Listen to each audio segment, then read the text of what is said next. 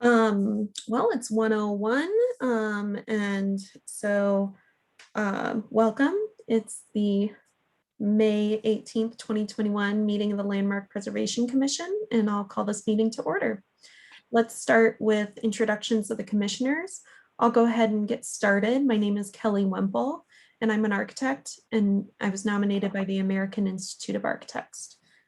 Up next, we have Brad. Hi, my name is Brad Gassman. I'm an architect nominated by History Colorado. Aaron.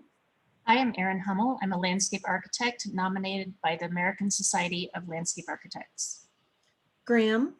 I'm Graham Johnson, a preservation project manager nominated by the Denver Planning Board. Julie.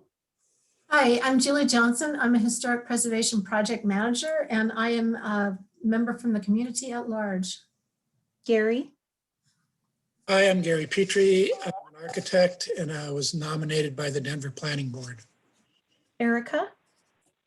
I'm Erica Warzel. I'm an architectural historian and preservation consultant and an at-large member. Anne. Hi, I'm Ann Wattenberg. I'm an architect nominated by the American Institute of Architects. And Jen, do you want to introduce yourself? Yeah, sure. I'm Jen Capetto. I'm landmark preservation staff. Great. All right. Next up, we have one meeting record on our agenda for review, and that's for May 4th, 2021. Were there any comments, concerns? I had one comment when I read through these, and it was on the last project, 2021-COA-171 at 2540 California Street. Correct me if I'm wrong, everybody. I thought that we had revised condition number 1 to say to raise the height of the porch roof instead of adjust, because we talked about how adjusting the slope wouldn't do it. It was just raising it up. Is that? Yes, I remember that. I think you're right, Kelly. Okay. So All right, I think that's noted. Great. Yeah, I thought I corrected that. Sorry, Kelly. No problem. Any other comments on the meeting record? And if not, would someone like to make a motion? Kelly, I can go ahead and make the motion. I move to approve the May 4th, 2021 Landmarks Preservation Commission meeting minutes with the revision that the porch roof be raised per our recommendation during the meeting. Great, thank you, Brad. Do we have a second? I'll second. Thank you, Erica. Oh. Oh, she beat you to it, Graham. All right. Okay. I'll call for the vote. Brad. Aye. Aaron. Aye. Graham. Aye. Julie. Hi. Gary. Hi, Erica. Aye. Anne. Aye. Kelly. Aye. All right, so it's a unanimous vote and the motion passes. The meeting record is approved. Okay, next up we have 4 items on the consent agenda. Are there? Oh, public comment. Oh, thank you. Never mind. Before we get to the consent agenda, we do reserve some time at the beginning of every meeting for public comments. And this is for just preservation matters in general, not any specific project that we're going to review today, because you'll have the opportunity to comment on those later. If you're joining us by phone and you'd like to make a comment at any time today, please email landmark@denvergov.org with your name, phone number, and what project you'd like to speak on. And if you're joining via computer, then you can use the hand raise function in Zoom at any public comment period to let us know that you'd like to make a comment. So We have one person that's raised their hand. Would you like me to move them over? No, that's it. I allow them to unmute. So I got the public comment part. Cool. The other thing is that we have one person on the phone in general who has joined the meeting, and they are an applicant. So I don't know that we need to, if someone else joins by phone, I'll let you know, Kelly. Okay. Okay, so Stuart. you can unmute yourself whenever you would like, and I will do the timer. Cool, thank you. Can you hear me? Yep. Yes. Oops. Well, this is a longtime listener, first time caller, Stuart Hayden at 2525 Grape Street in the 80207 part of Denver. And I've attended, I think, about 15 commission meetings in the past 9 months or so. And as a student of historic preservation at CU Denver, it's been a great complement to my education. And so I just want to take the opportunity to thank and commend the commission members and also staff just for your obvious hard work and apparent dedication and expertise in historic preservation. And yeah, just thank you for everything you've done.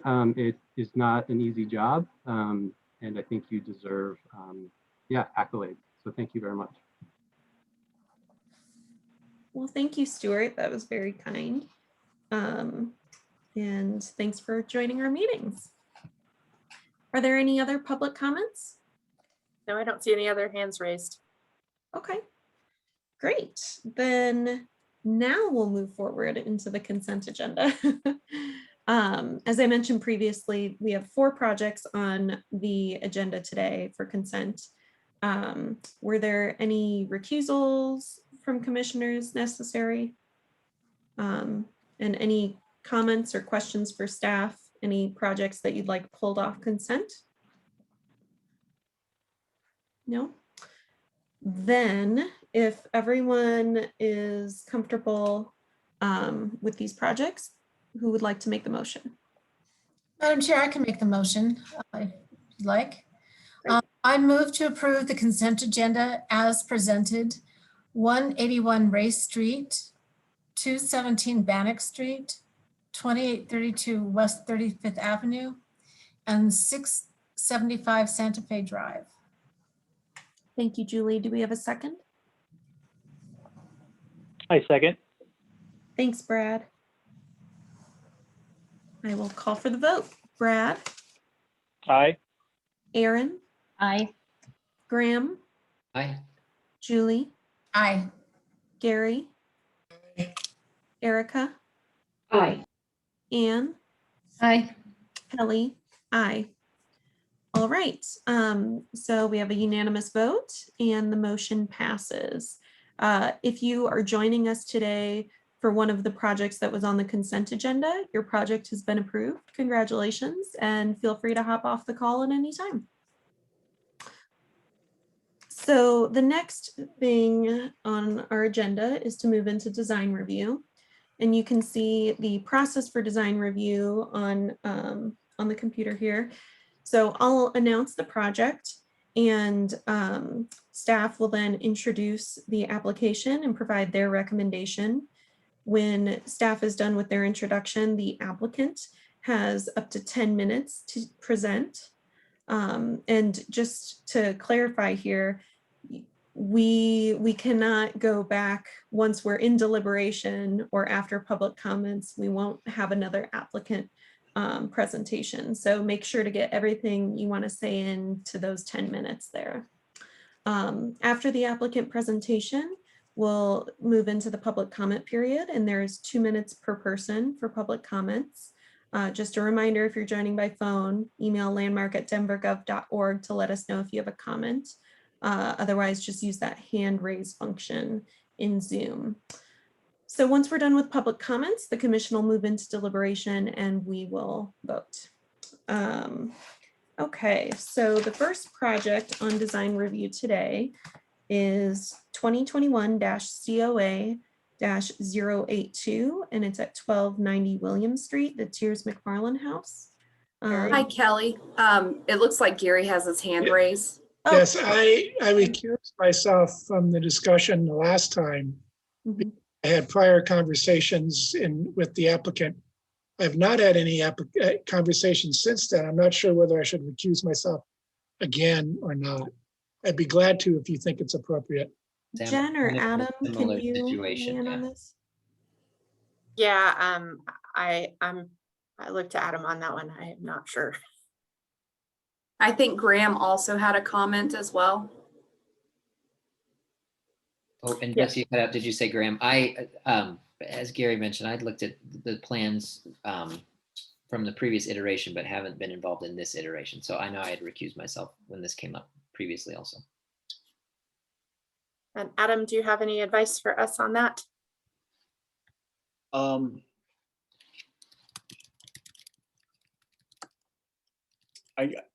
As always, the ultimate decision is whether you can make an unbiased decision on this design review. And I guess the question is, what was done previously? What was the degree of communication with the applicant and that sort of thing? Adam, in my case, I was involved with a presentation by the applicant to Historic Denver prior to the last commission meeting in which this project came up. And I made comments during that presentation. I recused myself from the subsequent presentation to the Landmark Commission. And since then, I haven't had no further contact with the applicant or, for that matter, Historic Denver regarding this project. So none of that, what you've described, falls under the conflict of interest provision of the ethics code. So again, it would be a decision on whether you feel you can make an unbiased decision on this application. I believe I can. I have no interest in other than as a commissioner. So. And Adam, I'm a little different because our company has been asked to provide a proposal or pricing, an initial kind of conceptual proposal for the project. So that's where I feel like I should probably recuse myself. I feel that's probably proper. Okay, thank you. You're probably in the conflict of interest provision of the ethics code with that. You bet. This is a new version, but same project. So I will then officially recuse myself from conversation on this item. Okay, sounds good. And Graham, I will move you over to attendee. So you have no video or audio, so you cannot influence the vote, and you will disappear in a moment. Sounds good. We'll bring you back after this one's done, Graham. No problem. Thanks. Okay, so while you're transferring Graham out, it looks like he's out of his video's off and no longer a presenter. So we'll go ahead and get started then. Again, this is 1290 William Street, the Tiers Mcfarlane house. And Jesse, do you want to take it away? All right, I can't see my controls or anything, so we just want to make sure, first off, everyone can hear me. Okay. Yep. Okay, let's dive right into it then. So this is 1290 William Street, known as the Tiers Mcfarlane house. It's located on the north end of Cheeseman Park and is an individual landmark.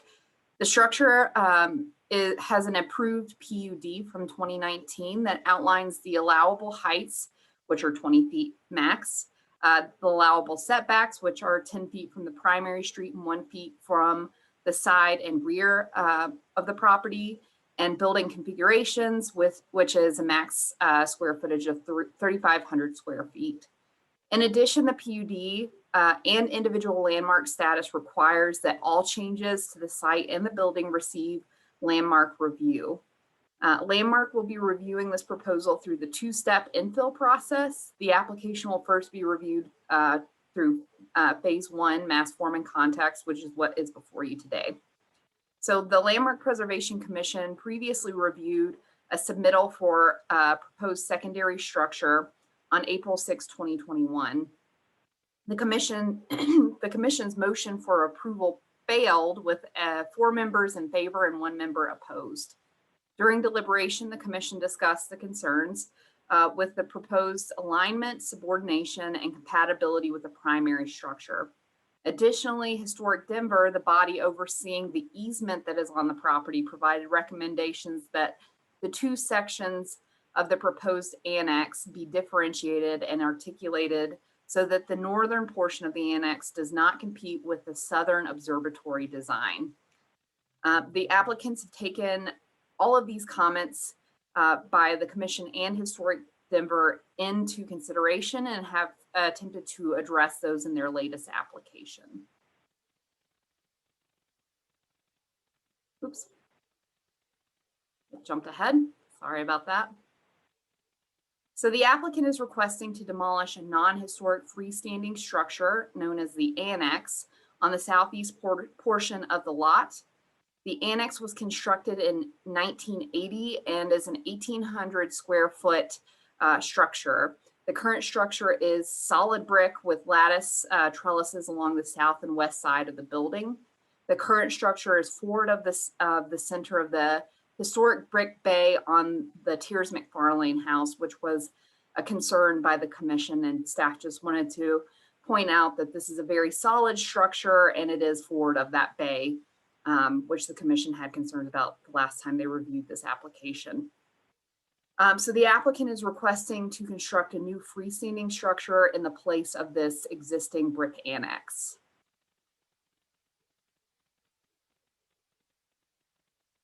So pictured here is the current structure that is proposed for demolition.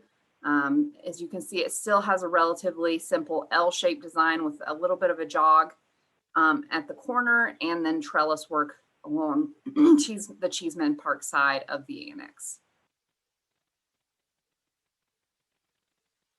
So here's a site plan showing the proposed new structure. This will similarly feature an L-shaped footprint with an observatory piece on the south side and a kitchen space to the north, and a small connector piece between the two portions of the annex.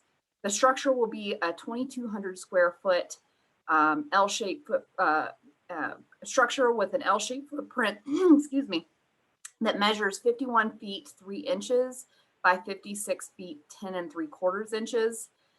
Meeting the maximum requirement of square footage of 3,500 square feet outlined in the PUD. So the applicant is reducing the overall footprint size of the building from the previous submittal to address the commission's concerns with subordination and alignment. The applicant was able to pull the observatory portion back so that there was better alignment with the bay window on the main house, which the commission expressed concerns about. The building meets the required setbacks outlined in the PUD and addresses the concerns outlined by the commission in the April 6th meeting. So here's just the proposed floor plan with the old building footprint overlaid in blue on the top, so you can see kind of the difference between the footprint sizes and the alignments. So the proposed structure will be no more than 17 feet in height, meeting the max 20-foot height requirement outlined in the PUD. The applicant reduced the height of the structure to address concerns of subordination by the commission in the April 6th meeting. The new structure will feature a hipped roof with a deck drawing from the roof form context on the Tears Mcfarlane house. The conservatory portion faces onto Cheeseman Park and will be slightly forward of the side elevation of Tears Mcfarlane house. For these reasons, the applicant has selected a design that is more transparent so as not to block views of the primary structure. As a means of addressing Historic Denver's comments, the applicant is proposing to add a low connector piece on the northeast side of the structure to provide separation between the observatory portion of the annex and the kitchen portion of the annex. To create more subordination on the alley side of the building, the applicant is reducing the height of the kitchen portion of the annex. The kitchen portion of the annex will likewise feature a hip roof form with a deck drawing from the roof form of the Tears Mcfarlane house. The kitchen portion of the annex features clear story windows that align with the windows on the conservatory.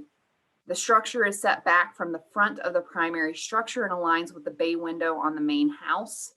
The new structure is subordinate in height and size and features transparency to maximize views of the Tiers Mcfarlane house.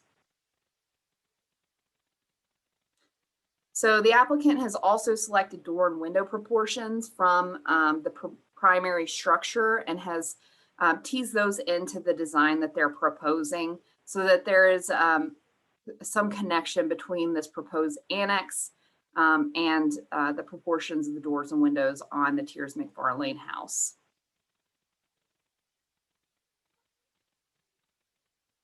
Pictured here are a few 3D views to better illustrate the proposed freestanding structure.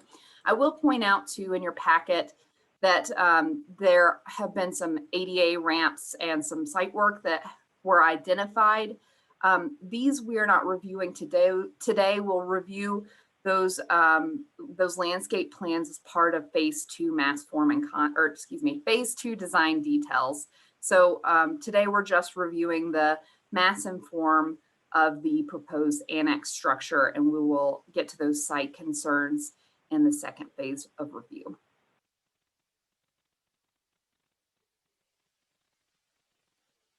So here I'll just point out, these are the existing structure, renderings of the existing structure and renderings of the proposed structure.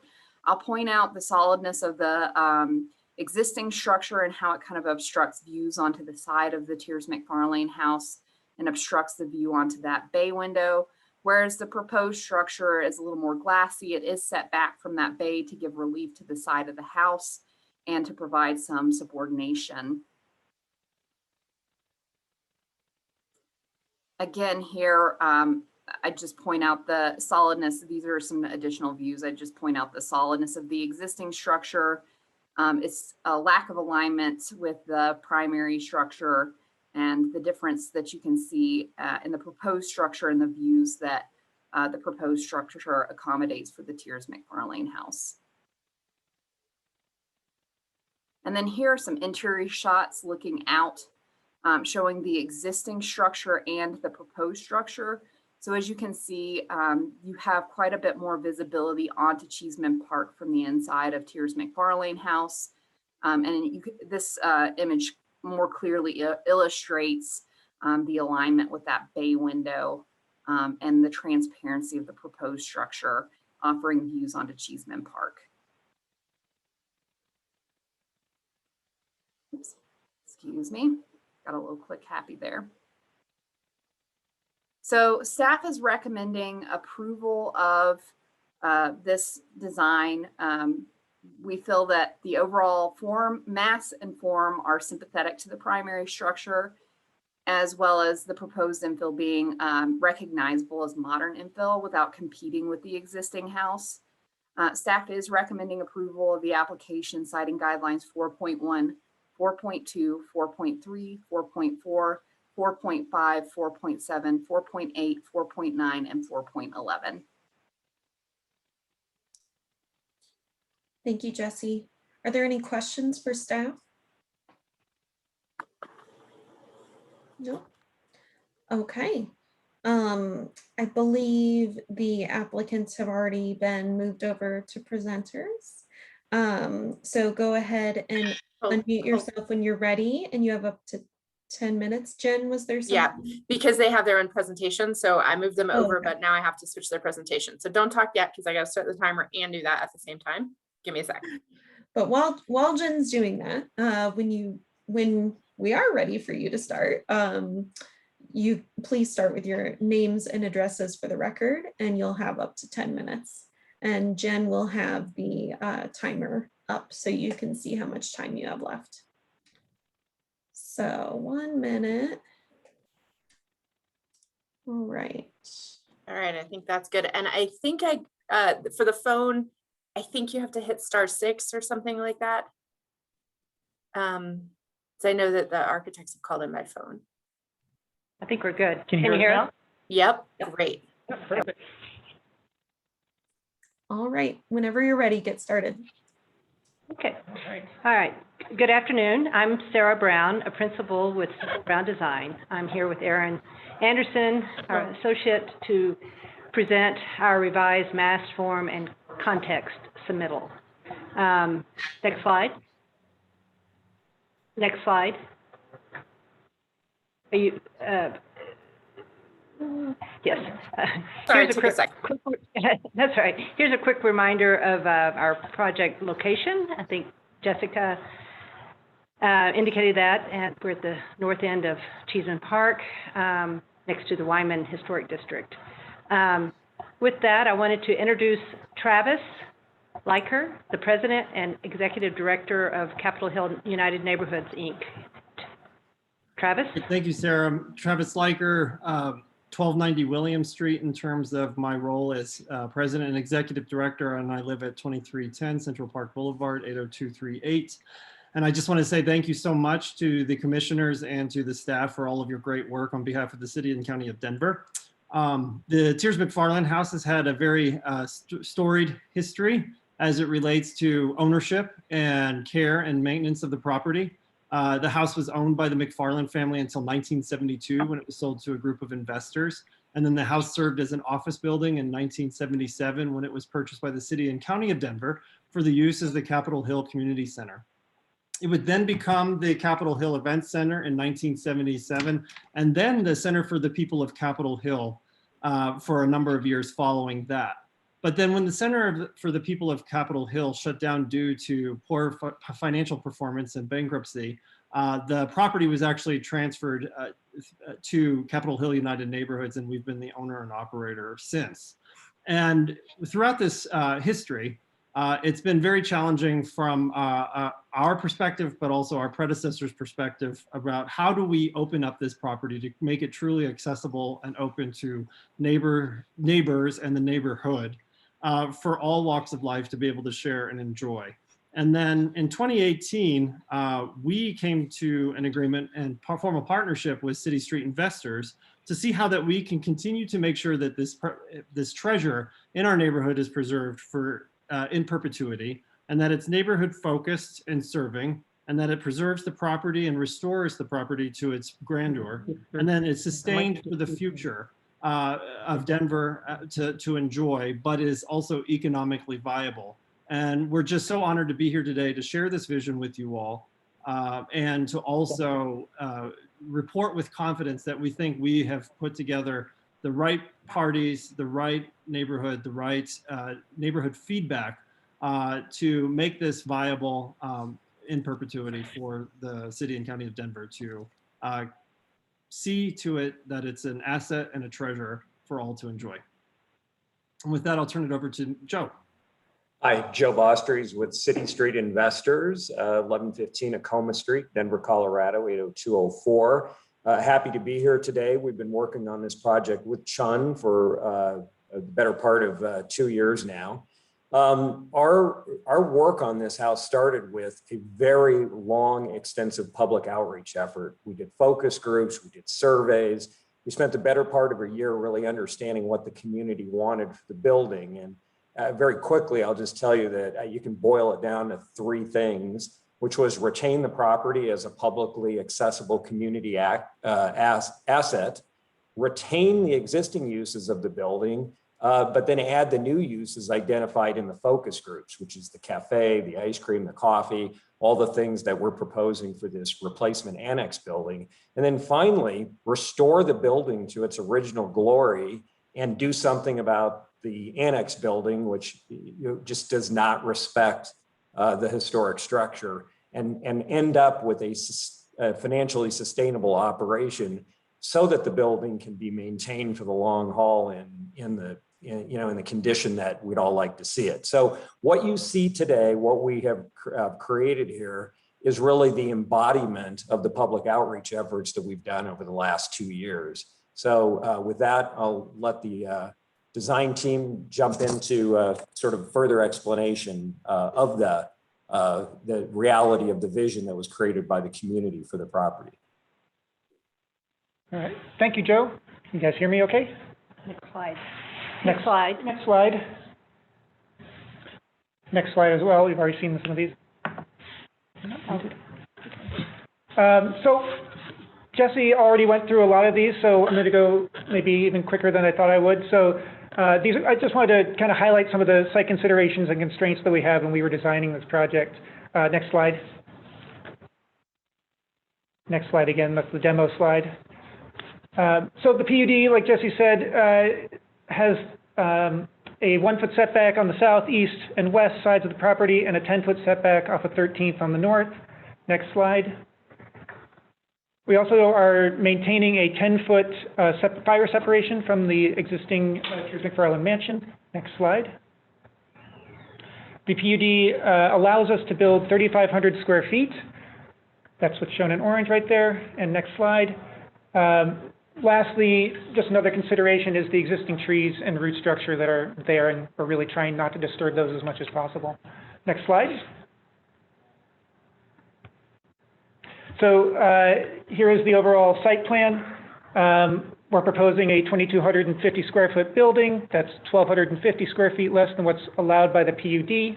We are taking the form of that building and breaking it into two masses, one being the public on the south side along Cheeseman Park. That will be the restaurant cafe area, and then its support building to the north, connected by a small lower roofed connector piece. Next slide. This is a floor plan showing some of those uses. We'll go to the next slide. So this again shows the superimposed footprint of the existing annex building over our new plan. This also shows some of the changes that we started to make after comments we received during the last meeting, where we're pulling the western facade of our new building back to align with that bay window, and that ends up being about 1'6" back from where the existing annex building's western facade is. Next slide. And this is on to Sarah. Yes, thanks. When thinking about the addition of the new building on the same zone lot as a historic mansion, we began to study conservatory buildings. Conservatory buildings are traditionally found in the garden of a large house or a public park. They are typically placed in the back and to the side of the primary structure. The scale, form, and transparency of these structures felt appropriate when considering a new structure on this site. Next slide. Per guideline 4.4, the four elevations of the existing building and the proposed new structure illustrates the design, mass, and form of the new building to be compatible with the historic structure. Next slide. Per 4.7 of the guidelines, these four elevations illustrate that the roof form of the new building is compatible with the historic mansion. Next slide. Per 4.11, the west elevation diagram illustrates the compatible form of the new structure with the existing mansion. Per section 4.8 and section 4.3, the other elevations indicate the incorporation of windows and doors with similar proportions to those in the surrounding context. Next slide. Per section 4.2, these elevations illustrate how we have taken datums of the existing historic elements and aligned them with our new building. Next slide. So these next few slides are just going to show exactly what Sarah was just talking about in the elevations, just in a rendered elevation. So you can see here the compatible roof form. Next slide. Those horizontal datums picking up the top of the window, the deck on the second floor. Next slide. And again, those proportions. Next slide. So I wanted to highlight the changes we made to our design in response to your comments we heard from you at the last meeting. So in the red dashed line here is showing our previous proposal. You can see we've reduced the height of the building by 2 feet. We're down to 17 feet, which, like Jesse said, is 3 feet below the 20-foot height limit imposed by the PUD. And we've also moved that western facade that's hiding behind the tree there back that 18 inches from the existing annex. Next slide. And these are those two axons just showing how it's fitting in Your time is the up. overall site context. Really? Oh, yeah, Okay. sorry, the 10 minutes is up. But Okay. thank you so much for your time. Okay. Are there questions that the commissioners have for the applicant team?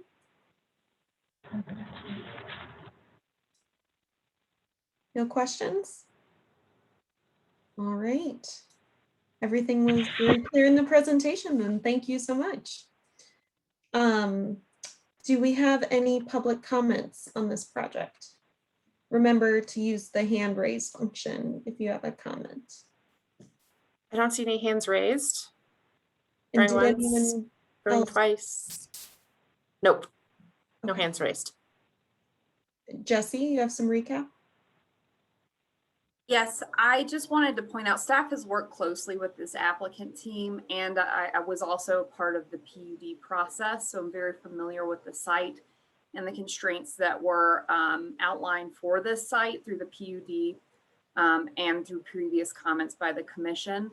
I just wanted to add that the staff has worked closely with the applicant, and the application that is before you now, they've worked as much as possible to help the design fit the site and meet the constraints set by the PUD and meet the concerns outlined by the commission. Okay, thanks, Jesse. All right, well then, since there are no public comments, we'll go ahead and move into deliberation. What did everybody think of the revised application before us?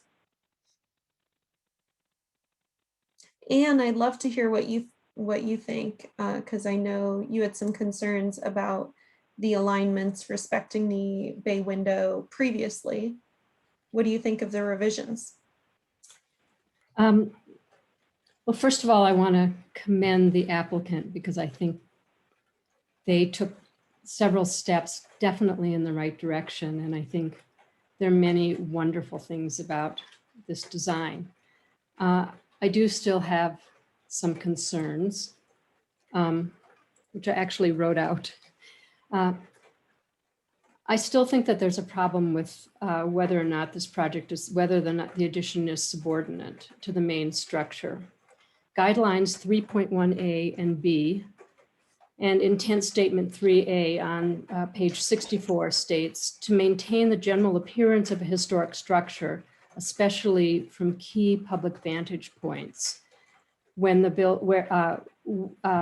with the building addition. And in this case, my guess is that far more people actually experience this addition, will experience this addition from the Cheeseman Park side than from William Street. The length of the addition appears to me to be very similar, if not longer, than the main house. And again, while I commend the applicant, and I also note that the applicant has lowered the ridgeline by 2 feet to match the top of the balustrade. But I find that that actual point is somewhat ephemeral. And overall, the footprint proposed appears to be almost as large as the footprint of the main house. And I would say that none of the greenhouse additions, which are shown in the precedent image sheet, really compete in scale, as does this proposed design. Secondly, I don't believe that the design meets guideline 4.2 to locate a building to respect the alignment of historic building facades. This design still obscures part of the bay window, which I would say is a character defining feature. And as I noted above, the ridge line of the east-west pavilion is above the cornice line of the bay window, the front porch, and the rear wing, which is the other datum line. And you can see that on elevation sheet 1 of package number 2. So I would offer 2 conditions. First is that the west edge of the addition be pulled back east so that it is no farther west than the east edge of the existing bay window, exposing it in its entirety. And secondly, that the highest point of the ridge roof be no higher than the top of the cornice of the bay window. Okay, thanks, Sam. What did everybody else think?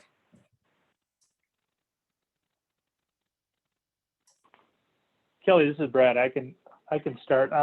you know, with the last time we looked at it, I think I felt pretty comfortable with the project, and I thought they made a lot of nice adjustments that in my mind, it made it better. I mean, I thought the reduction of the footprint and pulling back was very beneficial. I liked the way the two masses were separated and pulled apart by the connector. I thought that was a positive move. And the overall reduction in height, I thought was really positive, but you could really see the difference with the some of the diagrams that we looked at. So I didn't have the same level of concern that Ann had. I think for me, I'm in agreement with the staff recommendations and thought they did a nice job kind of making some additional revisions that made the project stronger. Thanks, Brad. And I agree with you, Brad. I think that the changes the applicant made since the last design that we reviewed were really thoughtful, and really the presentation in both the packet and the presentation the applicant had today, I think really helped show how they reinforced each of the guidelines into the design and how they really considered the proportions and the datums and compatibility of the roof. I also think that, you know, it's scaled back a bit from where the existing addition is, or sorry, not addition, structure, annex building. So to me, it's even less obtrusive than the existing annex, and the materiality it's clearly identified as new construction. I think it's a thoughtful design that meets our guidelines. I wasn't judging it against section 3 or chapter 3 of our guidelines, because that's for additions and this is a separate, it's not adding on to the existing building. And I think the 10 feet setback, you know, between the building, the existing historic structure, and this annex building also gives that nice buffer. So I'm comfortable with the design as proposed.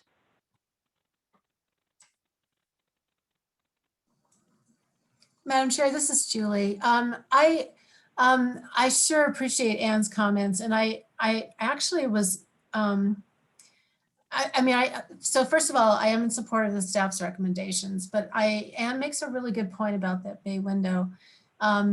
So, I mean, if the rest of the commission would consider pulling that back to the east so that the bay window is fully exposed, I could totally agree with that, but I will support staff's recommendation here, but Ann's comments were, I thought, really thoughtful, and perhaps something the applicants can think about that going forward.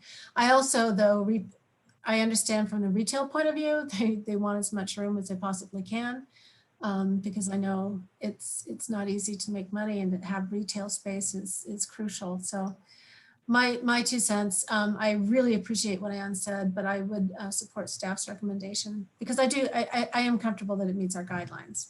I just really like a bay window, so I'm just saying. Thanks, Julie.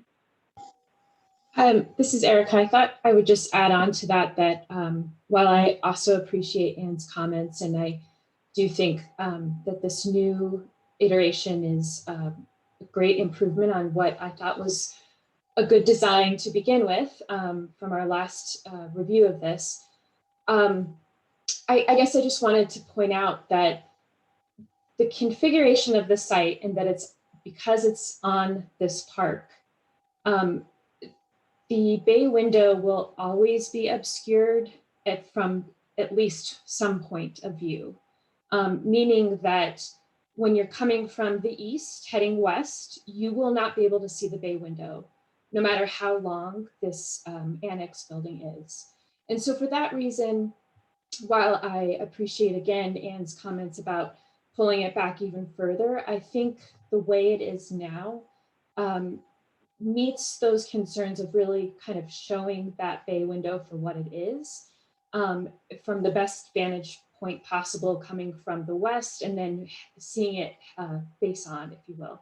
So because of that, I will support staff's recommendations of approving this as it is. Thanks, Erica. Any other thoughts from the rest of the commissioners about the bay window?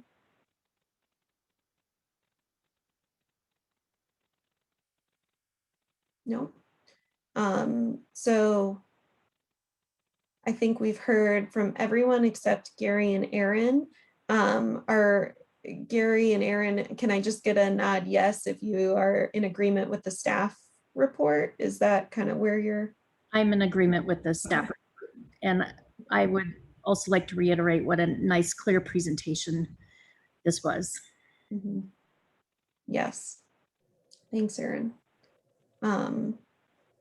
Well, would someone like to make a motion then? Because it sounds like overall there's a good amount of consensus.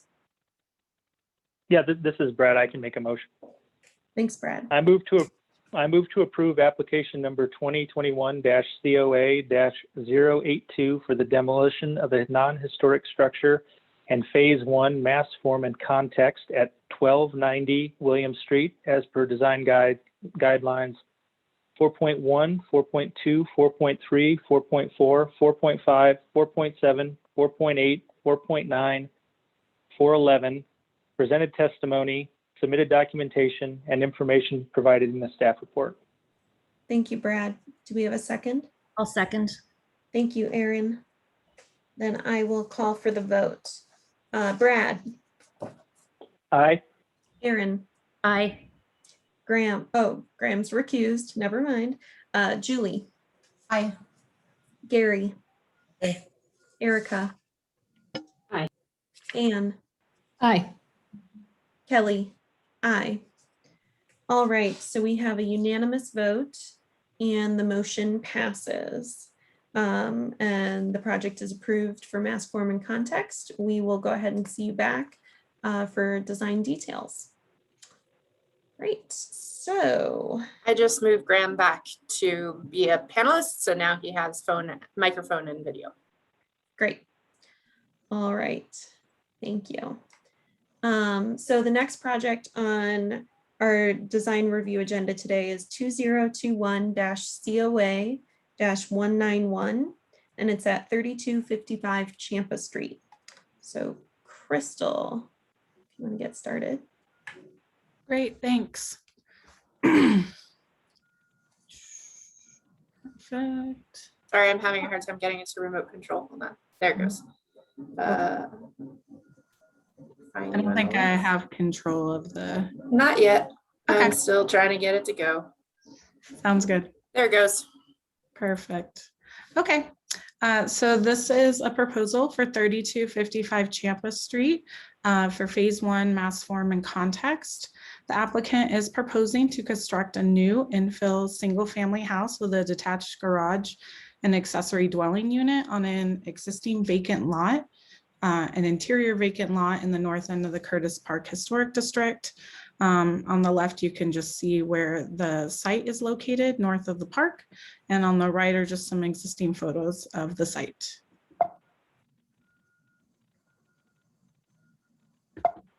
Oh, that didn't work. And the PowerPoint's just taking a second, so. It sure is. There we go. Now I can see the, I'm moved. There it is. Mouse over. There you go. Okay. Okay. So here's the proposed site plan for the new house and garage ADU, which is located on the rear of the lot. The lot width is 35 feet 9 inches, with the house being 25 feet 9 inches wide. The overall siting is consistent with other homes in the district, though staff does have concerns about the width of the structure in comparison to other homes on the block of this particular style. So here is the streetscape and ground comparison. On the top of the slide is the streetscape comparison for the new structure. The building form is characteristic of the district. However, their overall height with the 3rd floor is not characteristic of the block or homes across the street. The two-story massing stands at 25 feet, 8 inches tall with the extended height at the front parapet wall. However, with the third floor, the overall height comes up to 25 feet, 5 inches, which is just slightly taller than the tallest structure shown on this block in the applicant's application. The overall two-story massing is comparable to other homes on the block that range from 26 feet tall to 29 feet for the gable front structure that's also on this block. The applicant is also requesting an administrative adjustment to the allowable bulk plane for the primary structure. Staff at this time does not support the administrative adjustment to the bulk plane, as we believe the height is too tall for the block with the third floor, and that the home's design could be modified to be accommodated under existing zoning bulk plane restrictions. And staff also has concerns about the third floor's visibility from public vantage points. The proposed ground plan, which is shown at the bottom of this slide for the new infill, shows that the single family home will be in alignment with other proposed homes on the block, though the setbacks for each home on this block are slightly different. And so the primary structure's entrance also is facing the street and is consistent with other entrances on the block and in the district. So this is the compatibility demonstration worksheet that was provided in the application.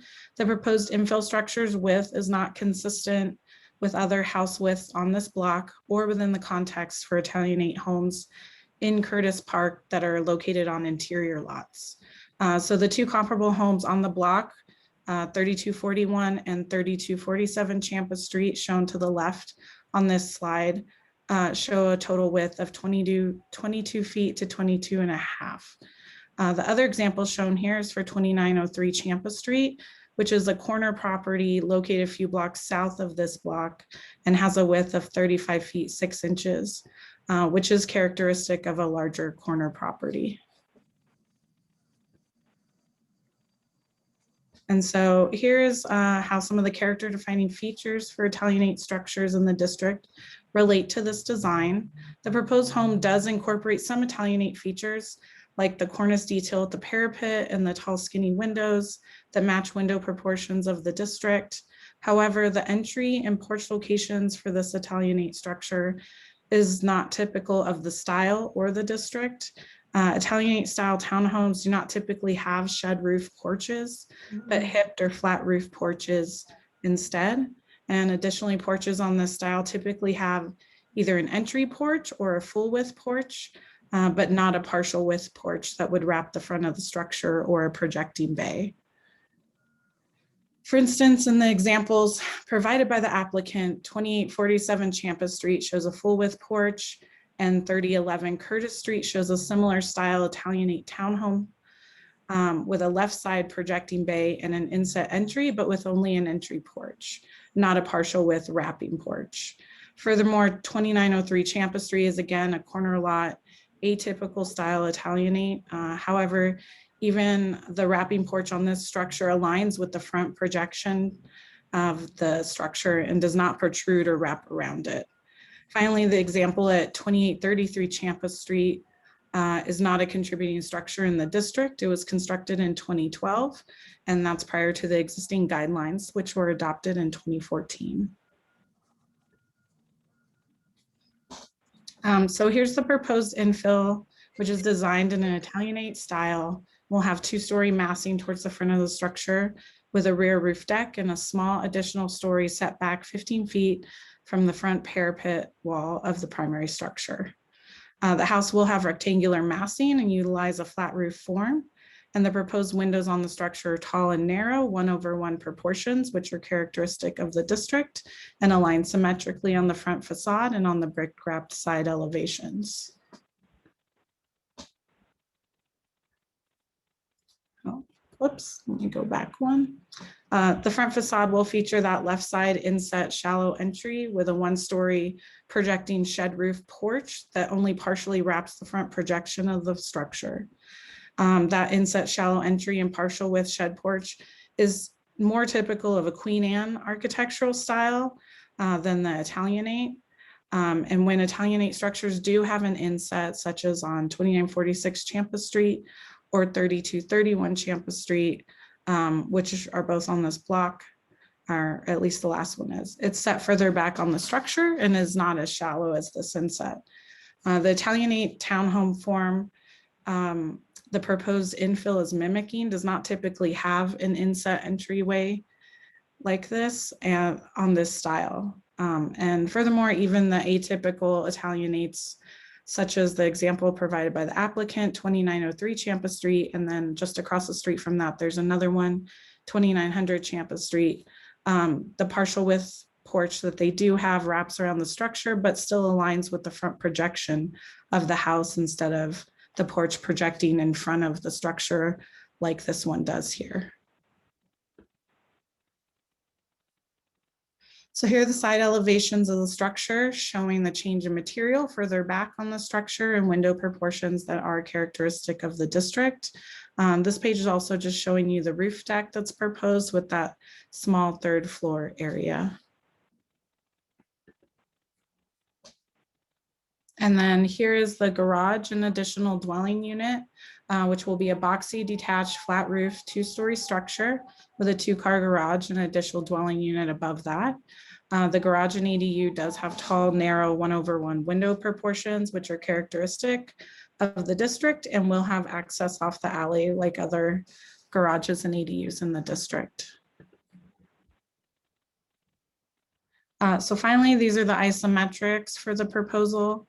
The proposed infill structure's overall width and height does not currently fit the historic context of this block, and the proposed Italianate style is not characteristic of other contributing structures in the district.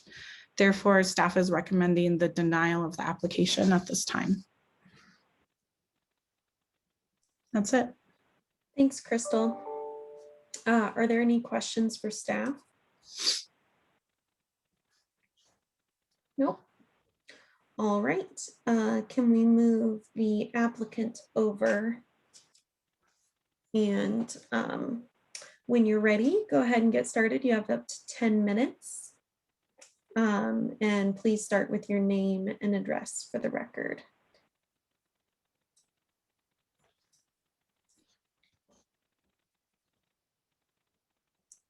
And you'll have to unmute yourself.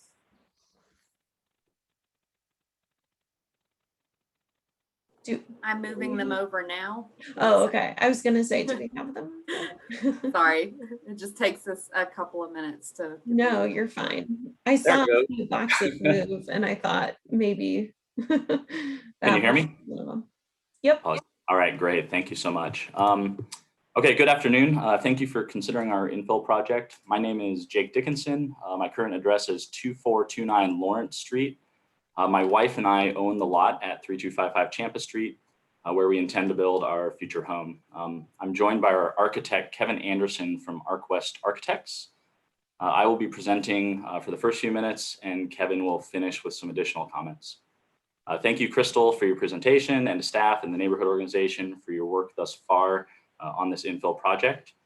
As a 5th-generation Denverite, I am very excited to build a home in this Curtis Park neighborhood on a vacant lot that happens to be just blocks from where my family first lived when they immigrated to Denver from Ireland in 1880. Unfortunately, that home was demolished before I was born, but we couldn't be more excited about this particular lot. The original home on this lot was lost decades ago, unfortunately demolished in order to construct a cinder block commercial property that was occupied by a liquor store. The intruding structure stood as a blight on the block in the neighborhood until it was finally demolished in 2010, leaving the lot vacant for the past 11 years. The vacant lot currently does nothing more than attract squatters and accumulate garbage. We believe that this infill will restore this lot's character and complement the surrounding historic structures. I would like to address some of the staff comments, particularly those regarding the width, the height, and the 3rd floor addition in adherence to guidelines 4.1, 4.3, 4.4, and 4.17. I'll then turn it over to our architect, Kevin, to talk about the inset doorway, porch, and the requested bulk plan variance in regard to staff comments referencing guidelines 4.3, 4.4, and 4.5. Next slide, please. Thanks. Referencing guideline 4.1, Staff commented that the proposed infill structure's width is not consistent with other house widths on the block. The overall width of the proposed infill is 25 feet 9 inches. In response, of the 11 urban homes on the block, 5 have a width greater than 26 feet, making our proposed infill the 6th widest structure out of 12 on the block. 4 of the homes on the block have a width greater than 30 feet wide, dwarfing the width of our proposed infill. And as you can see, the proposed infill in dark gray fits nicely into the surrounding context. The width, siding, and coverage are a happy medium between the larger and smaller structures on the block. Our proposed width is well below the average home width on the block of 28 feet. Additionally, the space between the current structures will be proportional and appropriate for the block. Next slide. For reference, we've provided images of each of the wider structures on the block. Number 1 is the widest with a width of over 45 feet. Number 2 and 3 are both over 30 feet wide. And again, our proposed infill is under 26 feet wide. Next slide, please. Number 4 and 5 are also wider than our proposed infill. And finally, there is another 25-foot wide Italianate on the block, just 4 houses down from our lot. Next slide, please. Another comment provided by staff is that the proposed infill's width is not consistent within the context for Italianate homes in Curtis Park on an interior lot. In response, there are several examples of Italianate homes in Curtis Park on interior lots with widths of 25 feet or wider. Here's just a few of the many examples. Number 7 is a couple blocks away on Curtis Street. There is an obvious addition making the home a whopping 37 feet wide, but even before the addition, the overall width is 31 feet. Again, all of these homes are on interior lots. Number 8 is my favorite example, as this beautiful home is on the block directly behind ours and is an example of a 25-foot wide Italianate on a 35-foot wide lot, the same size as our proposed infill and lot. Number 9 is another great example of an Italianate with similar proportions as our proposal. Next slide, please. We believe the width of the house adheres to guideline 4.1 in respect to surrounding context and other Italianates in the Curtis Park neighborhood. Next slide. I'd now like to address the staff comment about overall height of the proposed infill structure. Staff commented that the overall building height of 29 feet 5¼ inches is not typical of this block. In response, of the 11 homes on the block, 3 exceed 30 feet, making our proposed infill the 4th tallest home on the block. Additionally, the facade is in line with adjacent structures and obscures the tallest portion of the structure. The structure is 2 homes away from the proposed infill structure and has an approximate height of 29 feet, just 5 inches shorter than our proposed infill. Finally, we are not asking for a height variance as the max height allowed by zoning is 30 feet. In the streetscape, you can see that the proposed infill fits nicely with the heights of the adjacent structures. Next slide, please. For reference, these are the other 3 homes on the 3200 block of Champa that exceed 30 feet. The home across the street has a height of 33 feet. The home 5 over from ours has a height of 32 feet. And then there is another Italianate across the street that has a height of 31 feet. Also note that all 3 of the tallest homes on the block are on interior lots, not corner lots. Next slide, please. Again, our proposed infill will only be the 4th tallest structure on the 3200 block of Champa, and the facade is in line with the adjacent structures. We believe that the proposed infill meets guidelines 4.3 and 4.4 in heights and sizes in the surrounding context and block. Next slide. The next comment I'd like to address is about the 3rd floor addition. Staff commented that the 3rd floor addition will be highly visible from the street and may adversely affect the surrounding context. Before discussing our response, I would like to say that we are very sensitive to the fact that 3rd floor additions are simply not historical. Obviously, in the 1880s and 1890s, the air in Denver was full of soot and other chemicals from factories, trains, smelters, that enjoying a rooftop patio was probably the last thing on their mind. However, with today's clean Denver air, rooftop decks and 3rd floor additions are highly desirable and something that we would very much like to incorporate into our home, while doing everything appropriate to minimize visibility and respect the surrounding historical structures. In response to the staff comments, we do believe that our proposed third-story addition will be minimally visible and minimally affect surrounding context. There are dozens of examples of larger, more visible third-story additions that have been approved by the Landmark Preservation Commission, setting a strong precedent.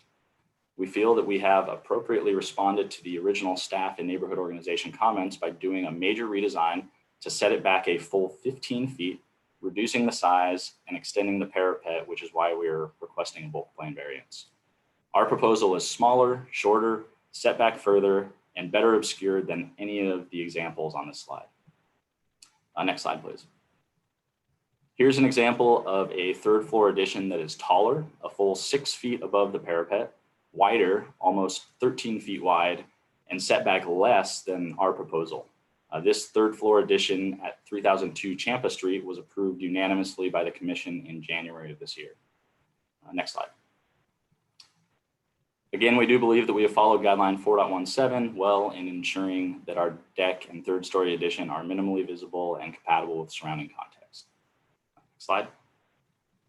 I'll now turn it over to our architect, Kevin, to discuss the inset porch and requested bulk plan variance. If Kevin, you are there. Okay.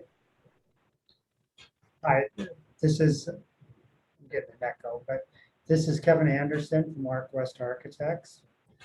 I'll state my address, 1525 Raleigh Street, Suite 320. So I would like to address the 3 items that Jake left for me that are more architectural. We have the entry recess. We have the porch width and roof style.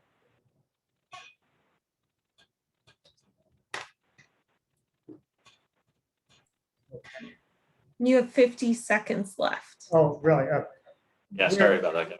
We're happy to, we would like to find an opportunity to get an approval with condition for modifying porch inset or removing it completely, modifying porch width, modifying porch roof style. Thank you. All right. Thank you very much. Are there any questions for the applicants?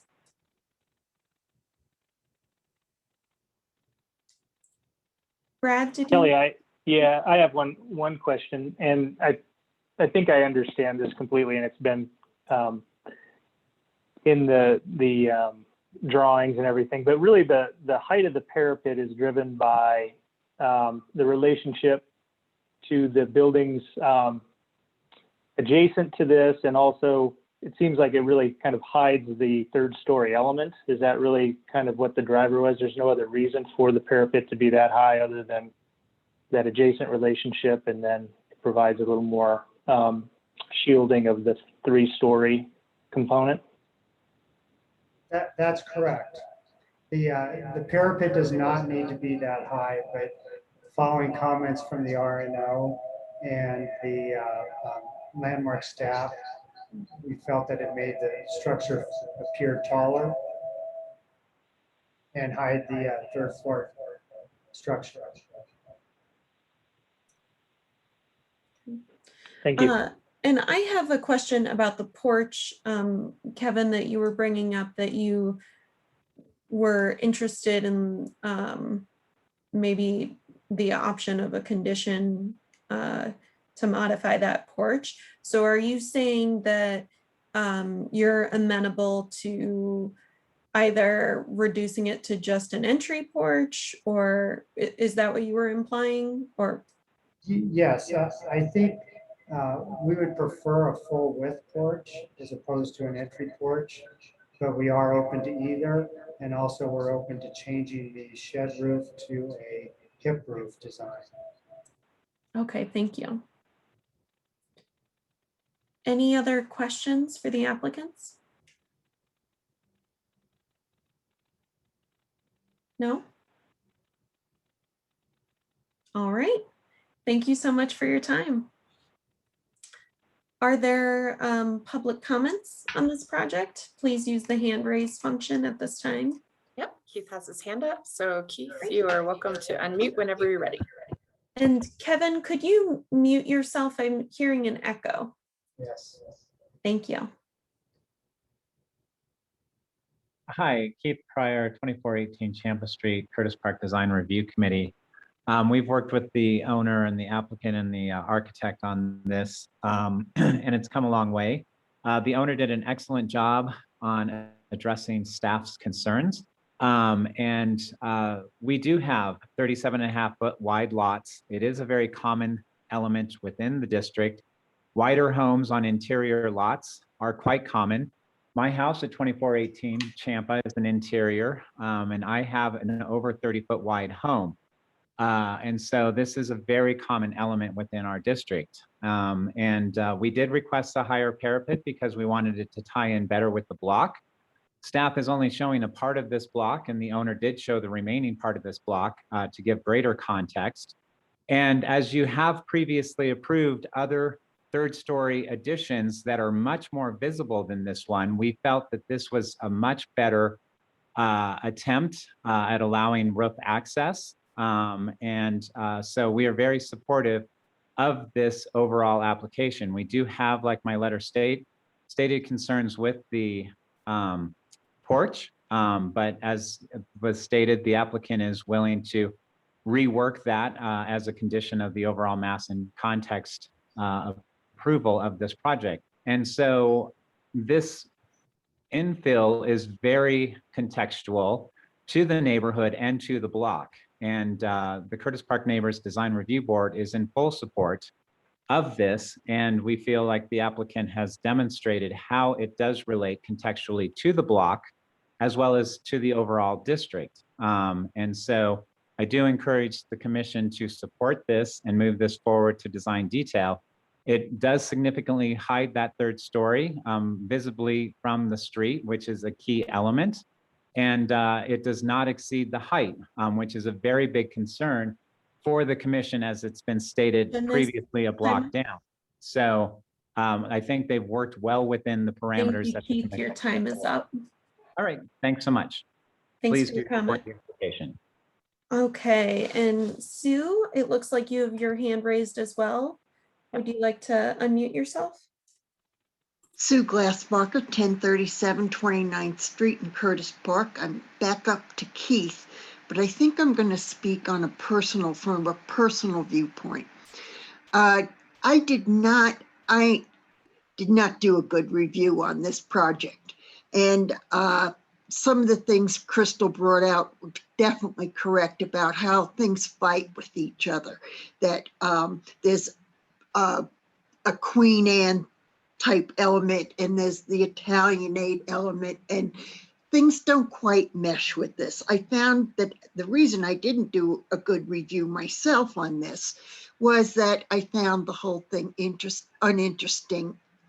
And I think the problem with it is, I can't quite put my fingers on it, is that it's squat. And that's where I think we're having the problem, not the size, it just appears squat. And it doesn't have a roof line, it's off.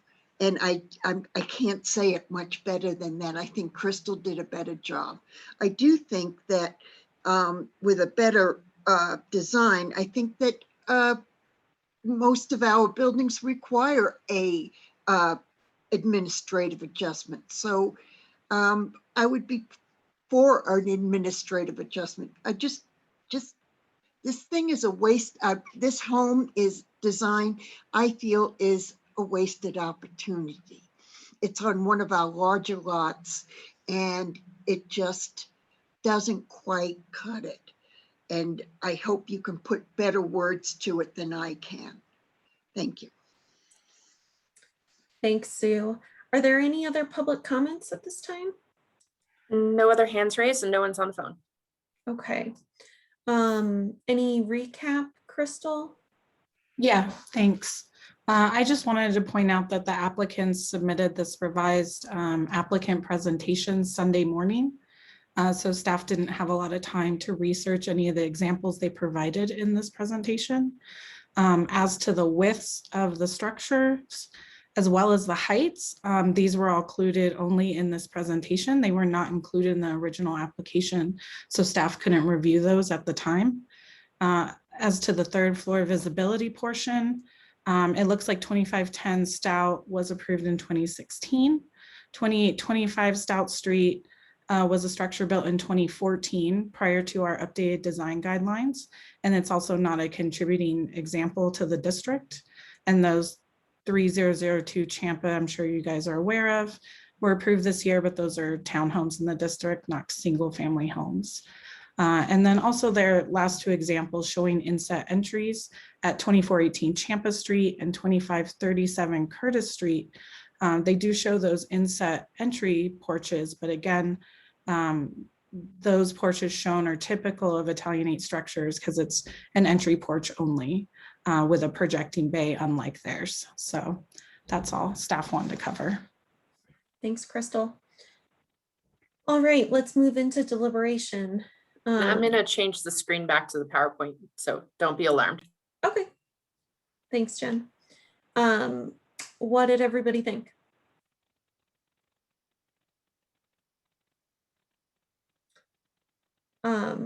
All right, if everybody's going to be quiet, I'll go ahead and jump in first. So I actually thought that this does meet our design guidelines very well. I think that there were sufficient examples showing that the width is not uncommon for the district. I also think that having the inset really does kind of give that more verticality, that feel of verticality rather than kind of a squat proportion. That was my interpretation. And I appreciate how the parapet is screening kind of that doghouse third story. I think the perspectives and renderings show fairly well that that's not going to be highly visible from the public right of way. And it's common that we've seen a lot of roof decks in Curtis Park recently. I also appreciate how, I know we're not talking materiality, but they are showing us the materiality. So I do appreciate how the brick wraps the front, and what they're showing seems to be compatible with the district. But overall, I thought the mass form and context fit very nicely with the historic district. And I would support some modifications to the porch if everybody agrees on that.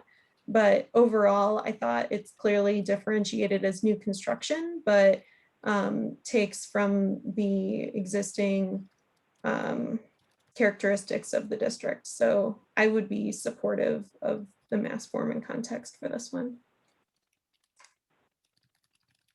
Yeah, Gary. I agree. I mean, my initial reaction to this was that it was a compatible design. I think if there are issues, they are minor and will be addressed in the detail. So overall, the mass and form, I'm good with that. I'm good with the recessed entry and the way the projecting bay kind of picks up the rhythm of a typical Italianate building.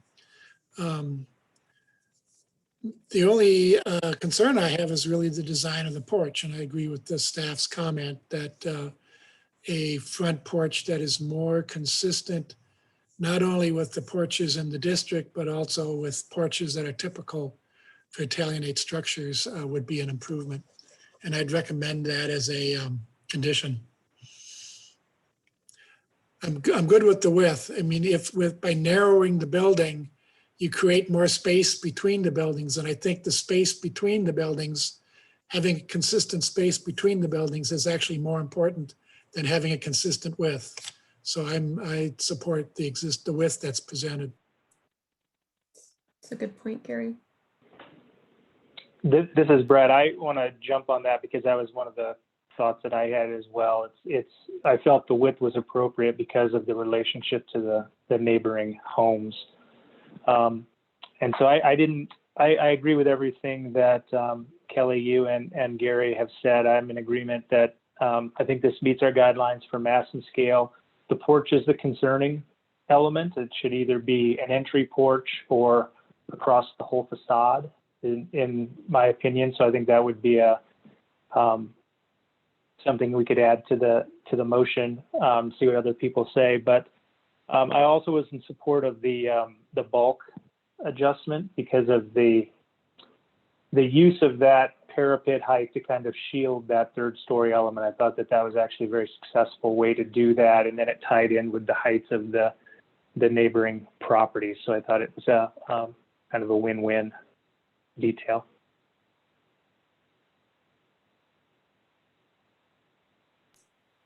I see some nodding heads. I don't know.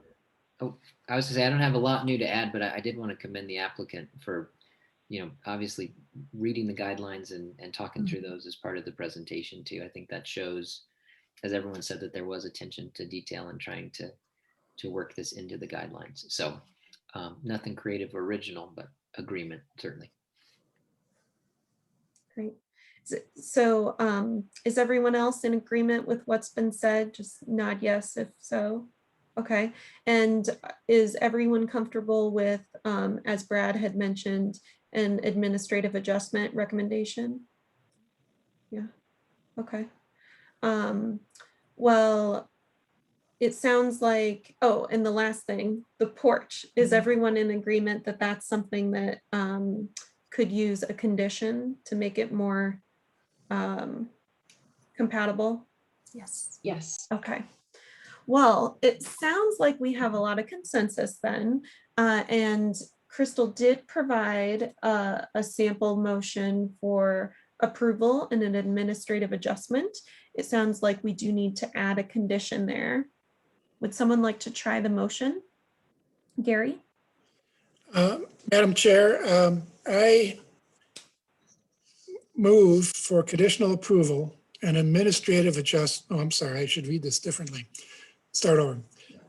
I move to approve application number 2021-COA-191 for the mass form and context of the proposed infill structure at 3255 Champa Street as per presented testimony, submitted documentation, guidelines 4.1, 4.2, 4.3, 4.4, 4.5, 4.7, 4.8, and 4.17, the Conditional Park character defining features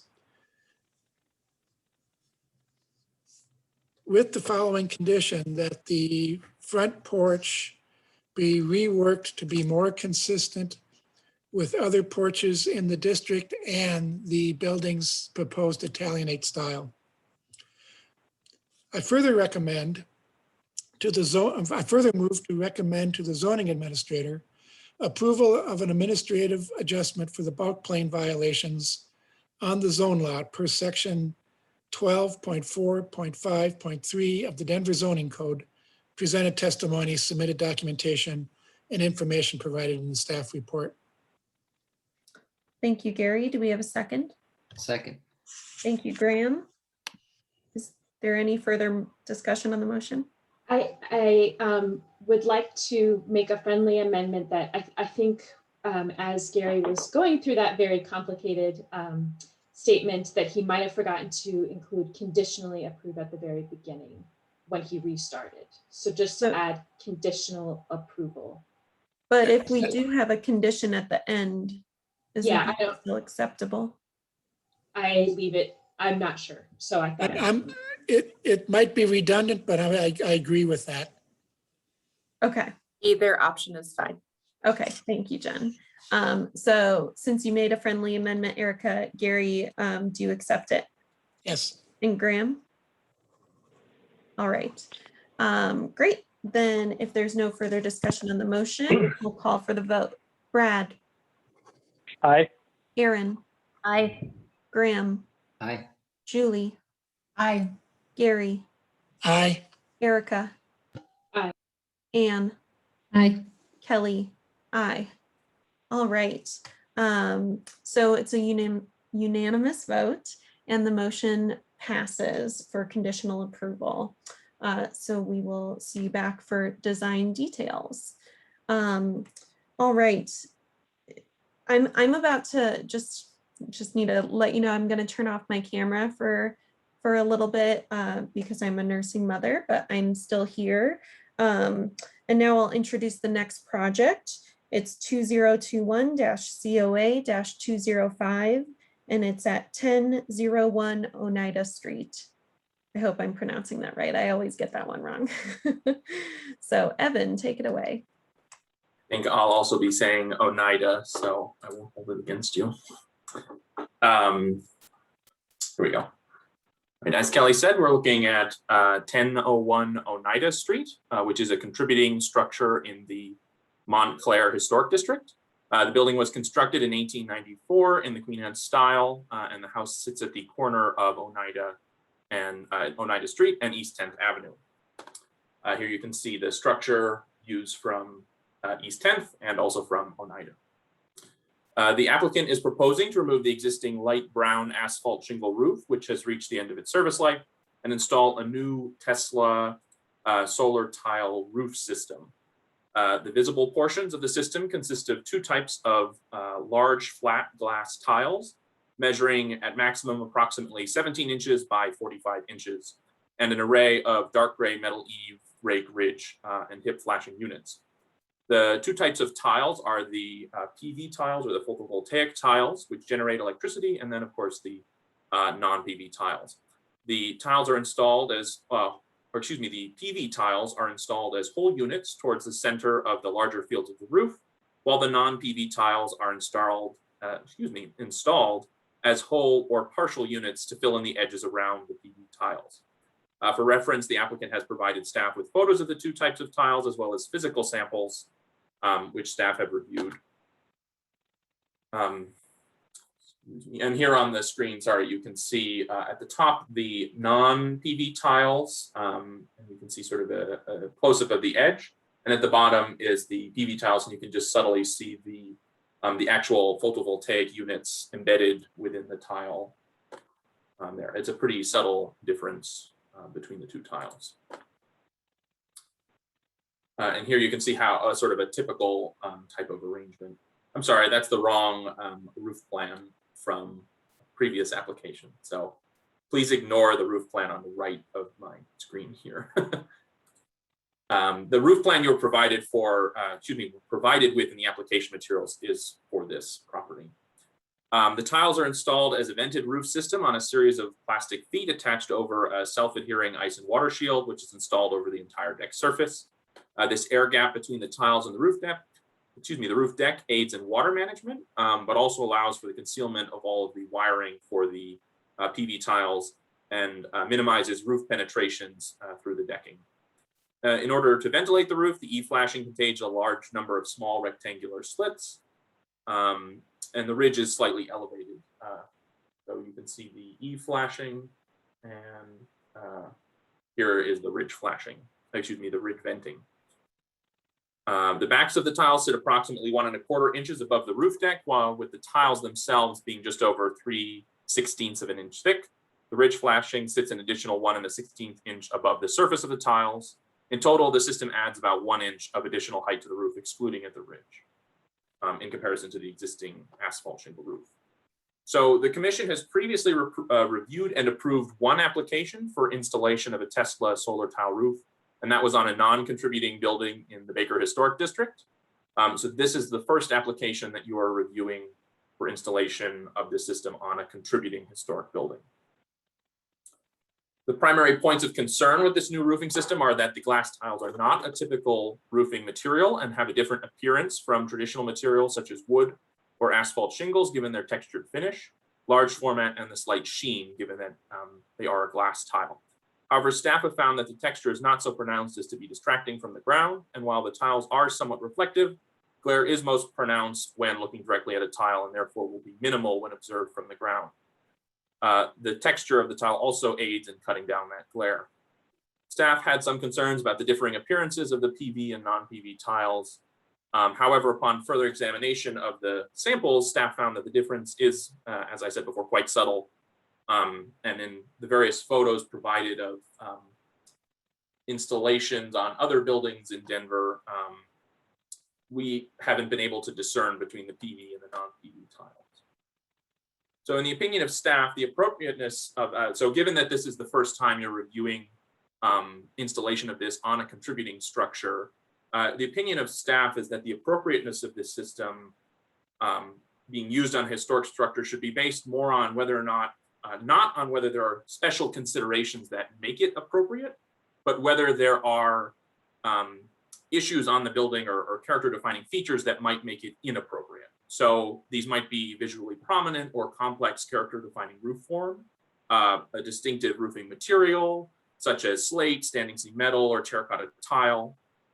In the case of this structure, it's a simple low slope hipped roof which would have originally been wood shingles.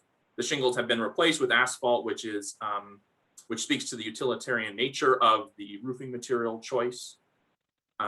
Excuse me, I'm sort of losing my place in my script. So staff have found that while the proposed tiles will still create a roof composed of large format units, as opposed to the smaller format of asphalt or wood shingles, the simple nature of the roofing tile still suits the roof's more utilitarian character.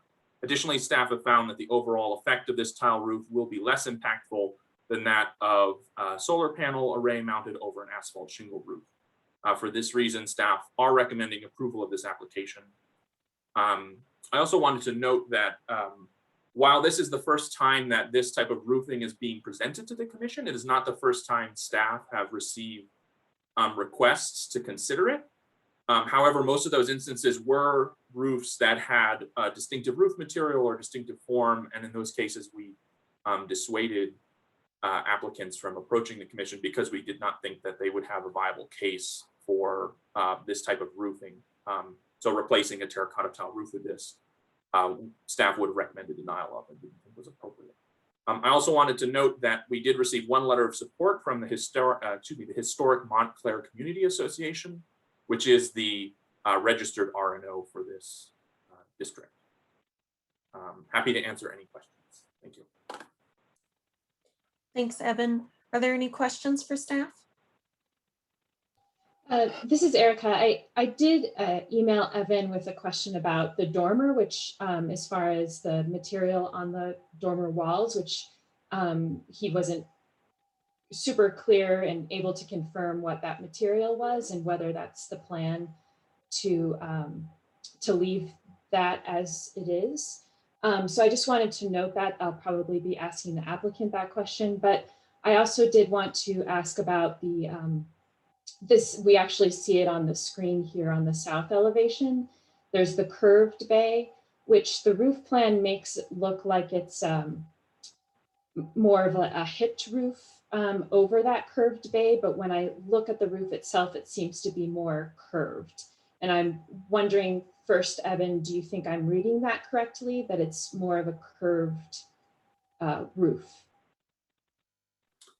I noticed that as well earlier on in comparing the image to the roof plan provided by the installer. But I think while the bay is curved, that the roof is not curved, that it is more like very sort of shallow, flat planes that make like a hexagonal, half of a hexagon roof. That might be something, if I was not concerned in reviewing that, but if you have concerns, that might be something to address, that more detail be provided to staff about how that would be detailed. But I believe it is not actually a curved roof. Thank you. Any other questions for staff? No? All right, let's get the applicants switched over so that they can present. And once that's occurred, then you can go ahead and unmute yourself, and please start with your name and address for the record, and you'll have up to 10 minutes. Hi, Kelly. I just wanted to say I moved over one of the applicants. It looks like Carl Kaufman is also listed, but I'm not seeing him in the list of attendees. So I've only moved over Cheryl Stearns. Okay, and it looks like they just waved, so maybe they're both on the same line. So, okay, great. Go ahead and get started when you're ready. We can't hear you. We see your video.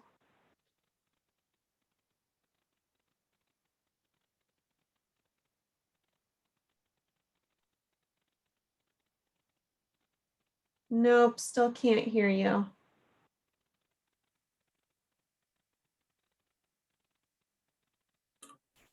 We've had that happen before. It's super strange. Let me see if I can move you back to attendee, and then we'll move you back just to see if that works. So just a second.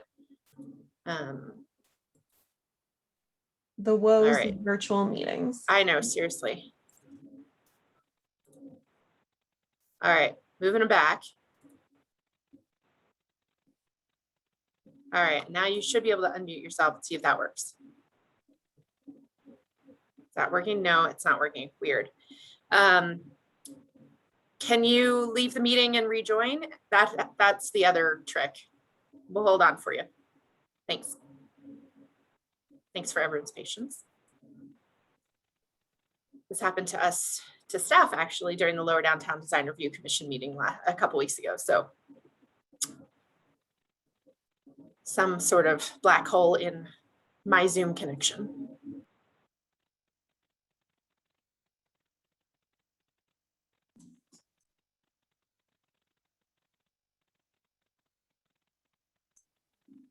And will you be able to see when they rejoin then?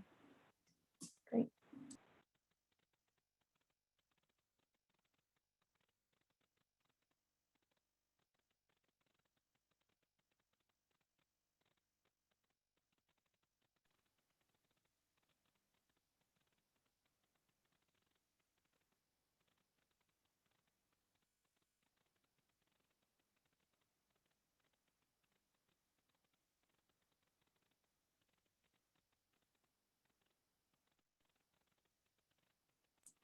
We're still not hearing you. Okay, they're gonna call in.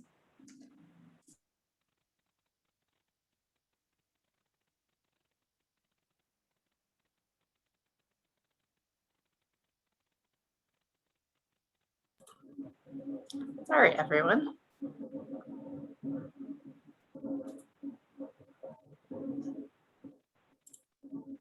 So Jen, has this been happening a lot more recently or just? Okay. No, it happened last time. I think it happens every 5 or so meetings or something where there's some little blip, and we usually catch it. It's usually a staff person or something like that. I don't see their phone number popping up yet. Interesting to note that once they were changed to a panelist and they rejoined as a panelist. I was waiting for them in the other side.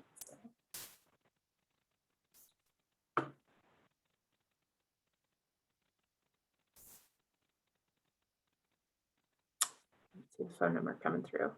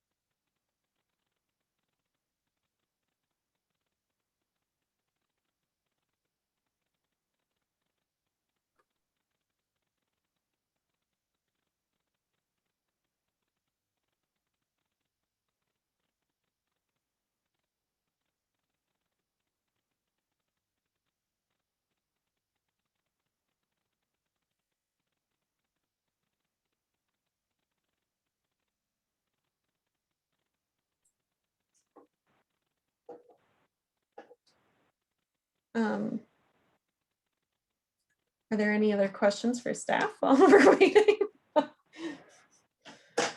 Do we need to put a time limit on this? And if we need a, oh, maybe they're back on.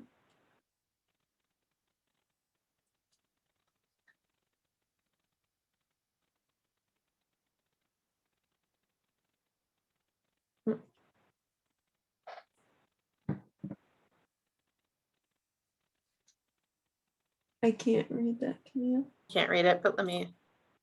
Meeting ID. Okay. Shoot, it's on our website. Meeting ID is 842-3569-8755.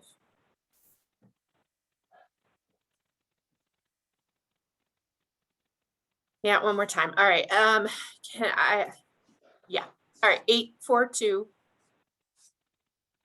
842-3569-8755.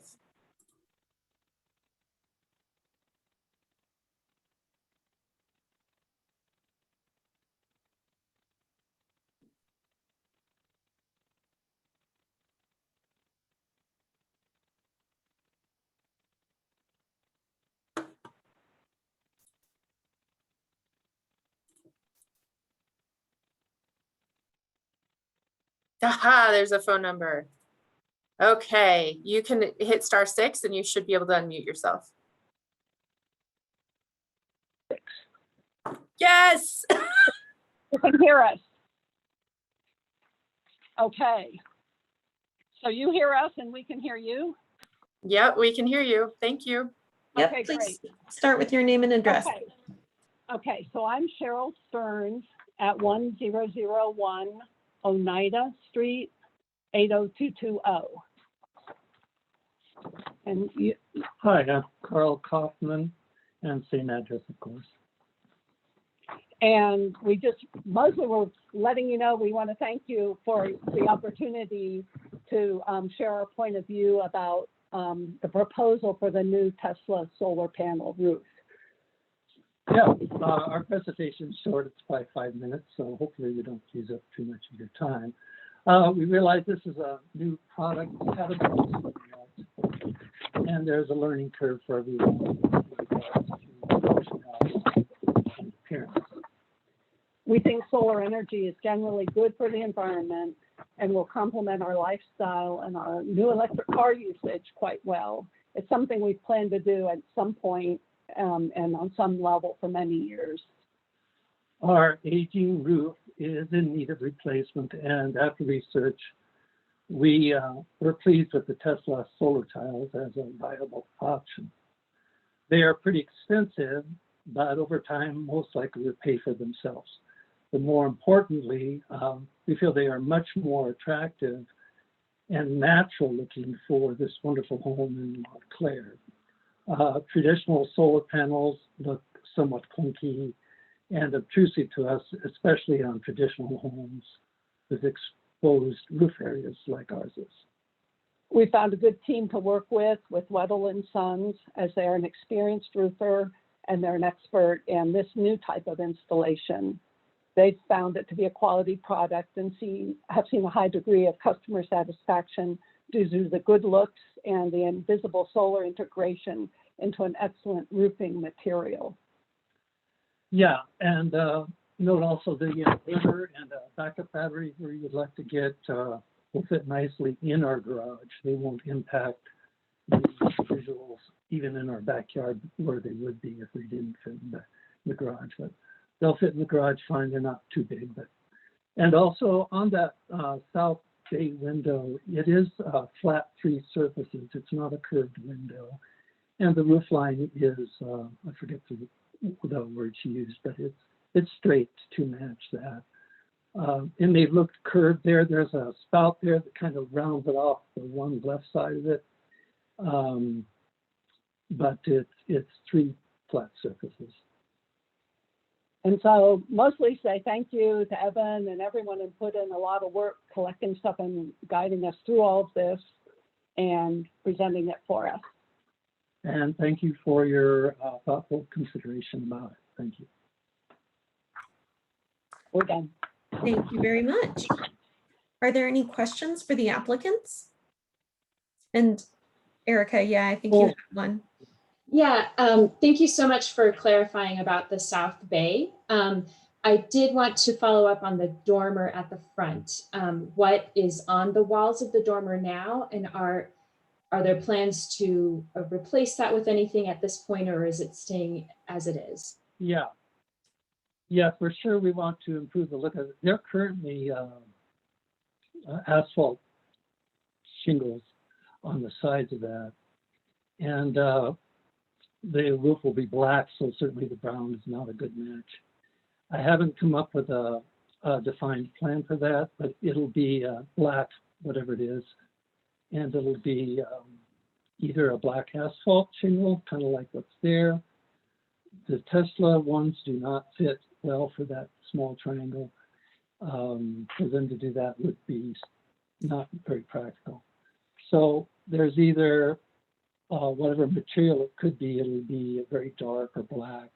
It could be wood shingle, asphalt shingle. It could be just wood slats that are painted black.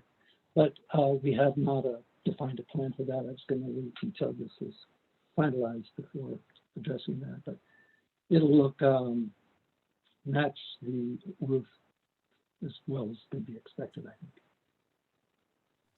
Thank you. And sorry, just to clarify again, you mentioned the triangle. So are you not only talking about the walls, the vertical members of the dormer, but the roof over the dormer is? Okay, I heard the roof, I believe. That's a good question. Never did the people at Weddell say they couldn't see the roof of the dormer. They were just addressing the sides. So I'm 95% sure the roof of the dormer is doable for the solar tiles. They can cut them and do smaller areas. And that brings up, well, then why not try the sides, which is a good point. I've seen it as in the way they mentioned it, it was a separate problem. But yeah, the roof of the dormer, I agree, should and will be, like I say, I'm pretty darn sure that would be the same glass tiles as the house roof. But the sides, that's the question mark area. The front, it's hard to see in the picture, but it has a front window in that dormer that's got wood slats. They would be repainted, but the slats of the squared off glass pieces, there's about 12 little glass pieces in there. And that adds a little light into this, just a rough attic up there. It's not any livable space. But anyway, yeah, so painting the trim black and doing something to the sidewalls of the dormer. But good point, the roof itself should be fine as a glass match to the whole roof. Okay, thank you. Are there any other questions for the applicants? I have a question. Yeah. Hi, this is Ann. I am looking at the presentation, trying to get the best representation of where the solar and non-solar tiles are located. And I'm looking at the fourth, I think it's called sheet 3. It's the fourth sheet in the presentation. Is that the best representation? No, I don't have them numbered. He didn't show it today, but the roof diagram that Weddell provided him is fairly detailed of the from above view of the roof. Is that what we're referencing? And the garage is the main section receiving the solar tiles. So you can see the different, the south side of the house has about a quarter of it, which is the back third of the west third of the south side of the house, is also got these solar tiles there. So the rest of the south side, because it's shaded by these large pine trees we have, is not being used for the solar. So that's helped define where the solar part is.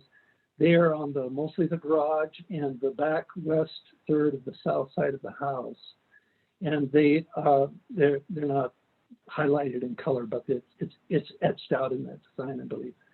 And from the low angles, especially even from higher angles, it's very subtle, but from low angles, it's indistinguishable from the non-solar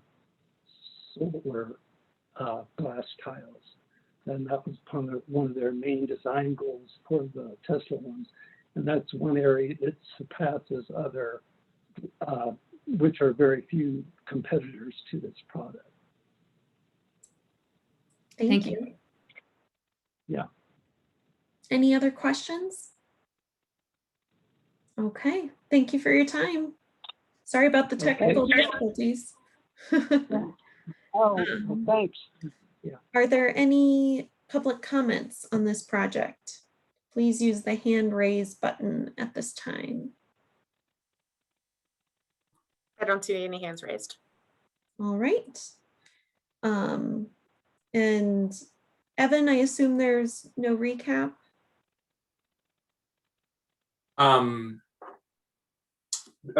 Two quick things, I guess, to Erica's questions about kind of how the dormer would be detailed. I guess I don't know if the commission would consider, if you're leaning towards approval, maybe those could be kind of conditions that they be typical materials like the rest of the roof or asphalt shingle, something like that. And I think I could work with the applicants to sort that out. And to Ann's point, where those dashed boxes are drawn on the plans are the PV tiles. So they are kind of, ironically, this application does actually comply with that rear 2/3 rule for solar.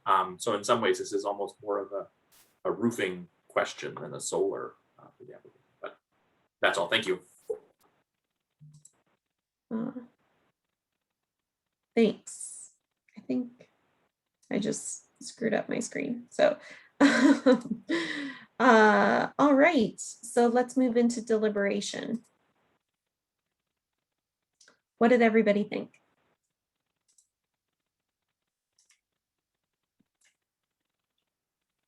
Erica, since you had some questions, I'm going to pick on you. What were your thoughts?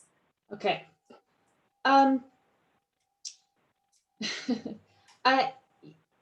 I had some concerns at first, but in looking at this, I'm not sure if they warrant denial. I think overall, it's really just the proportion of the tile, which we've talked about previously, the size of the tile, which was kind of what was leading me to my questions about both the dormer and that bay, as far as how that would work on those smaller areas or a potentially curved area, which isn't, I guess, an actual consideration here. So I'm, I do appreciate the attempt isn't quite the right word, but I can't think of the right one. The approach of integrated solar collectors that are not as visually obtrusive because they're just integrated within the whole roofing material. I do think that's an interesting approach. I think it's just that the size of the tiles themselves, and if there's going to be a building that I think this would be most appropriate on, it is probably this. Because of its relatively simple forms of the roof. But I'm interested to hear other people's thoughts. Obviously, it's not a completely simple roof. There are intersecting hips, etc. But the overall straight lines of it, I guess, make it more amenable to this. Thank you. Eric, I'll jump in. Yeah, I think, it's interesting. Our typical 1/3, 2/3 guideline is kind of that differentiation of material, right? And the abrupt. So that was one thing that struck me looking at this too, is the way that maybe what we would call a non-traditional roofing material that helps to blend in, the difference in the solar panels. So this is a different spin on our normal solar conundrum, right? But I think it's, of course, still durable materials and something that is reversible, again, as we talk about on a lot of our solar reviews. This one just covering the whole roof, but not really modifying the structure or doing anything to the underlying, framing or elements of the historic structure. So I think in general, I was comfortable with it for those reasons. Yeah, I'm curious to hear what others think as well. Madam Chair, this Kelly, is, oh, go ahead. go ahead. Nope, go ahead, Julie. I agree with Graham. It doesn't, our design guidelines say that we can't, we don't want to change the form of the roof. It doesn't do that. And, traditional solar panels do that to an extent. I'm really kind of excited. I think this is a great application. I am in support of approval. Brad? Yeah, I would say that I'm in support of this as well. I think it is definitely roof dependent, and I think this roof is shallow enough. It's high enough. It's a good candidate for this approach, and I like the simplicity of it as a singular product. So I think it's a good opportunity here for this house. I agree with what everyone has said, and Brad, you picked up a good point that this is a good candidate. I think that I'm in agreement with what Evan had said, that if it were a contributing structure that had, like for instance, clay tiles or something that's very character defining, then I would feel differently. Or if it were a more complicated roof form, as Erica, you had mentioned, but because of the characteristics of this house, I'm comfortable with it. And Erica, you brought up a good point about the dormer. So I think that if that would warrant a condition to make sure that the dormer material is clarified, and that maybe we state something that, I don't know if we say a specific material or just say that the color matched the roof. Open to what you guys think about that. I wonder if compatible is appropriate enough, or kind of open-ended enough that Evan has enough direction as far as color, but also kind of scale for the dormer itself, and that he can work with the applicant to make that the case. That's a good point. I think that the one thing that's sort of odd about this is that if you look at where the solar tiles are, it's a very small portion on the main roof compared to the amount of non-solar tile that's going to be on the roof. So in a funny way, what we're approving is this very large scale glass tile, because there's, and I guess that I would want it to be clear in the testimony that the scale, I don't know, there's something I can't put my finger on, but the scale of the tile only has to do with the fact that there are some solar arrays in it. So if someone were to come back, we've seen other man-made tiles of other types of things where people have come and they've tried to have them on cassettes. And we've said, no, you can't do that because they have to be individual tiles. And this is kind of a funny package because the scale of the tile is so large. And again, when you look at the main roof, most of that tile actually isn't solar at all. So I'm a little bit worried about how you clarify that, like what if someone comes to us and says, we want to put the glass tile in and we're not going to put the solar part in? Are we going to say yes? I know that seems really ridiculous, but that's kind of almost where this one's going. I think Ann makes a good comment, but I also think though that if a conventional solar panel was being proposed, it would be more obtrusive only seeing the solar panels where the solar panels are than the whole roof being covered. And I think, there's something about this building that, I'm not going to say it lacks character, but the roof kind of takes the character that the rest of the building has. It kind of diminishes the character of the building for some reason.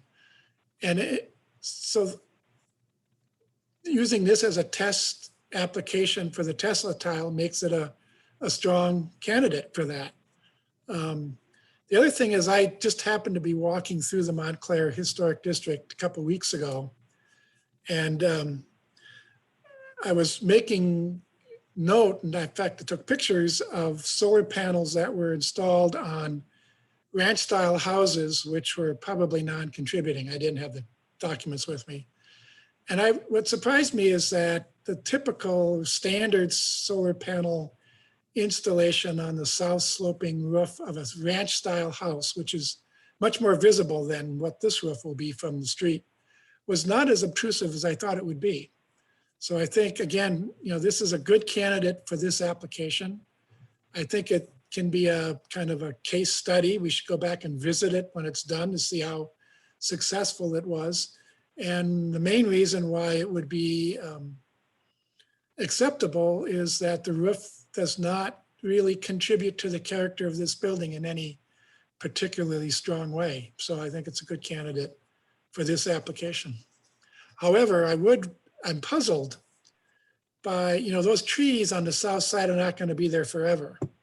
And I suspect those trees have a shorter lifespan than the lifespan of the solar panels. It might be a wise investment to put more solar panels on the south side of that roof, even though they won't get much sun initially, but someday they will. So that's just out there for consideration. Good friendly comment. All right, well, it sounds like everyone's in agreement. Would someone like to try a motion and remember to include the dormer in there? I can give it a try. Great. Okay. I move to conditionally approve application 2021-COA-205 for the installation of the solar tile roofing system at 1001 Oneida Street, as per intent statements 2J and 2P, design guidelines 2.24, 2.25, and 2.33, presented testimony, submitted documentation, and information provided in the staff report, with the condition that the dormer walls be clad with a material that is compatible with the rest of the roof. Thank you, Erica. Do we have a second? I'll second that. Thank you, Gary. There's no further discussion on the motion, then I'll call for the question. Brad? Aye. Aaron? Aye. Graham? Aye. Julie? Aye. Gary? Aye. Erica? Aye. Anne? Aye. Kelly? Aye. All right, we have a unanimous vote and the motion passes. So the project is conditionally approved. All right, the next project on our agenda today is 2021-COA-202, and it's at 1170 Olive Street. So Brittany. Hi, can you hear me? Yes. So our next application is for solar panels also within the Montclair Historic District. This is a non-contributing building built in 1955. The solar panel array will be located on the west roof slope, which you can see here is the proposed site plan, really the roof plan, not so much the site plan, of the existing structure. And you can see an aerial image of that existing roof.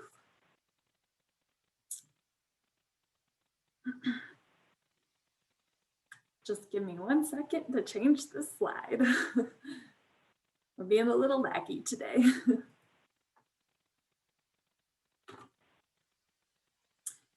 So as I said, the structure is non-contributing to the Montclair Historic District, however, is very indicative of mid-century modern architecture.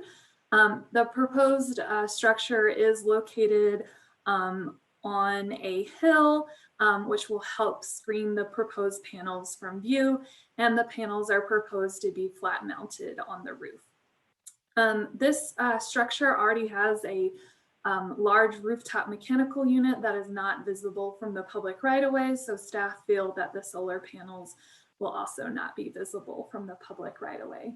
Our design guidelines for non-contributing structures state that sustainable design features of new buildings should be compatible with the historic district, and that recommend that solar collectors be installed per the guidelines on page 39 through 41 of the design guidelines.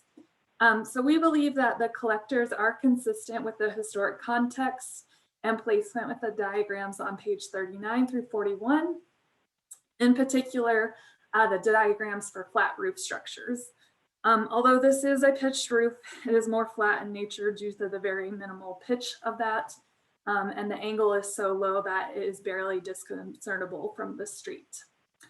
Additionally, the design guidelines talk about placing panels on the rear 2/3 of the roof when it is a side-facing roof plane. This is not a side-facing roof plane, so we don't feel that it was necessary for these to be placed on the rear 2/3 of the roof. The panels will be below the ridge line of the structure, and they will be flush mounted. So we are recommending approval as we feel that this will have minimal visual impact on the Montclair Historic District and the existing structure itself. Thanks, Brittany. Are there any questions for staff? Nope. All right, let's get the applicants. They don't seem to be here. Oh, so. So, I guess. so it's supposed to be Christian Windelbow.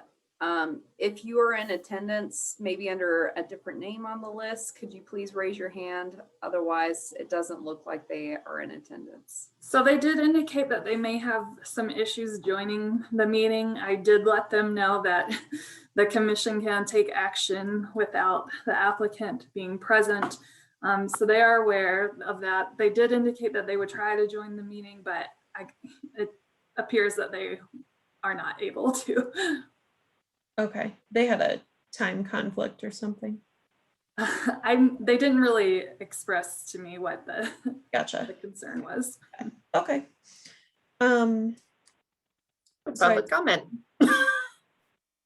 I assume no one raised their hand then. Not for Jesse's question. Okay, great. All right, then yeah, let's move on to public comments. Is anyone on the line who would like to comment on this project? Please use the hand raise. Nope. No commenters. All right. Well, then we're just flying right through here. We'll move into deliberation. Commissioners, what did you think? Madam Chair, I think this is a great roof for this particular application. I support approval of it. Thanks, Julie. Gary? I supported it as well based on my observations in the district a couple of weeks ago, that even when the pitch of the roof is visible from the public way on these more modern structures, and this is has a higher level of design in some of the buildings, those solar panels are not as obtrusive as I thought they would be.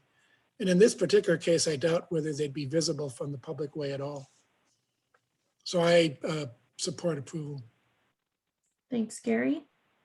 I see a lot of nodding heads. Anybody else have a comment, or if we're in agreement? Would someone like to make a motion? I can make the motion, Kelly. Thanks, Brad. I move to approve application number 2021-COA-202 for the solar panel array at 1170 Olive Street, as per design guidelines 4.32 and 2.33, character defining features for the Montclair Historic District, presented testimony, submitted documentation, and information provided in the staff report. Thanks, Brad. Do we have a second? Madam Chair, I'll second it. Oops. I think Graham squeezed in there first, so we'll say Graham seconded it, and I'll go ahead and call for the vote. Brad? Aye. Aaron? Aye. Graham? Aye. Julie? Aye. Gary? Aye. Erica? Aye. Anne? Aye. Kelly? Aye. All right, so we have a unanimous vote and the motion passes. The project is approved. Okay, next up on the agenda, we have 2021-COA-207 at 565 Pennsylvania Street. So our next application is for a new accessory dwelling unit in the rear of 565 Pennsylvania Street. Here you can see a photograph of the primary structure. It is a 1.5 story structure. Here you can see the aerial image of the site. I would like to note that the Alamo Placita Historic District does end right at the alley that you see here in this photograph. So this property is just at the edge of the boundary. This application will involve demolition of a non-contributing garage structure. This was built outside of the period of significance. It's from the 1990s, so staff weren't overly concerned with the demolition of this structure. So I won't spend a lot of time on this, as it's definitely not a contributing garage, nor close to even potentially be contributing, but it will involve the demolition of that structure. So again, the proposal is for a new accessory dwelling unit. It will have a footprint of 19 feet, 19.5 feet, and 34 feet, 7 7/8 of an inch. It will be located mostly behind the primary structure. Zoning does require accessory units to be set more onto the south side of the property line, and that's to preserve light views on the north side of the property line. So it will be just somewhat closer to the south property line than the primary structure is here, which you can see in this site plan here. So this is the ground floor plan. The proposed ADU will accommodate 2 cars on the ground floor. We'll have a single garage bay for those garages. The entrance to the ADU is recessed into the floor plan a little bit, but that is located on the interior lot side and will not be visible from the public right away. And then there is a single man door for the garage on the north side of the project site. There is an existing retaining wall on the site that will be demolished and rebuilt as part of this ADU. That will be with concrete, and you can see that noted here in plan. So here we have the proposed second floor of the accessory dwelling unit. It is a 1-bedroom structure. It will have mostly stairs and closets on the south side. So there are very little windows located on the south side of the structure. The proposed ADU will be clad in horizontal siding. The exposure is unknown, but it is intended to be painted Arctic white. On the east elevation at the ground floor, there will be a secondary siding material that is a tongue and groove cedar siding, also with a horizontal orientation. On the west and east elevations, there are aluminum, I believe the windows are fiberglass, not aluminum. Fiberglass windows with proportions that are similar to the surrounding historic context. On the east elevation, there is a horizontal window proposed, but that is on the interior lot and will not be visible from the public right away. This structure will have a gable roof with a shed dormer on the north elevation, which you can see minimally hinted at here in the east and west elevations. This structure is proposed to be a net zero structure. So there are some design elements to it that contribute to that net zero design. And one of those elements is that the structure doesn't have overhanging eaves. We do typically require overhanging eaves for many of our secondary structures when they are more traditional in design. However, staff feel that this is a more contemporary design, and it was not necessary for those overhanging eaves on this particular design. There are light fixtures proposed. You can see 2 adjacent to the garage door in the west elevation here. And then for the ADU entrance, it'll be a recessed can light, which you can't really see in this elevation, but is under that recessed entrance for the ADU's use. So on the south elevation, as I mentioned previously, there are no windows proposed, and that is because the stair and storage are along the south elevation. And then again, along the north elevation, there are horizontal windows proposed in the shed dormer addition.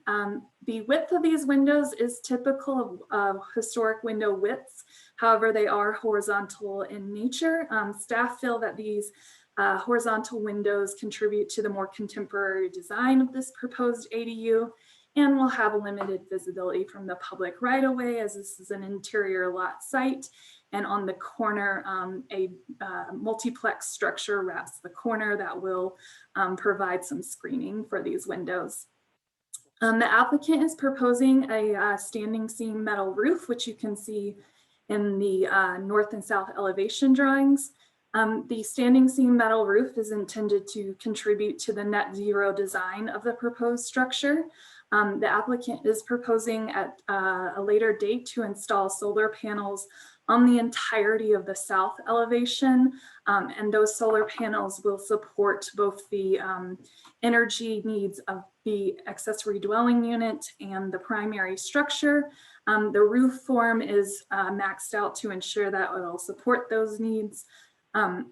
Additionally, the standing seam metal roof allows the solar panels to be mounted without having to mount into the actual roof structure. So the applicant is really interested in proposing this standing seam metal roof for this structure. Standing seam metal roofs are not typical in the Alamo Placita Historic District. However, the applicant has significantly revised this design from the first initial submittal. It was proposed to have an asymmetrical roof form to maximize that solar panel placement. The applicant did revise to a symmetrical gable form to be compatible with the primary structure.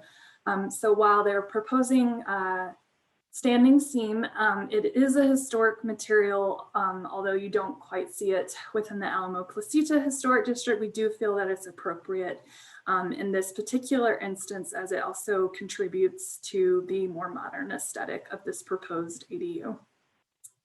There will be a light fixture adjacent to the man door that allows access to and in the garage, which you can see on the north elevation here.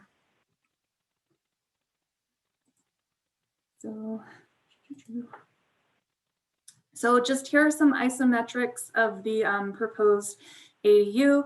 On the interior lot elevation, the roof will have a significant overhang, and that space is to contribute to the passive cooling of the structure. And then it will also provide a platform to install mechanical equipment that can be screened from all private and public vantage points, which you can see that element detail here best in the isometrics. Again, the roof form is the length that it is to allow for the maximum placement of solar panels that will support both the ADU energy needs and the primary structure energy needs. So that's another reason for the significant roof overhang that you're seeing here. This will not be a second floor deck or outdoor space. Again, it will only house the mechanical equipment.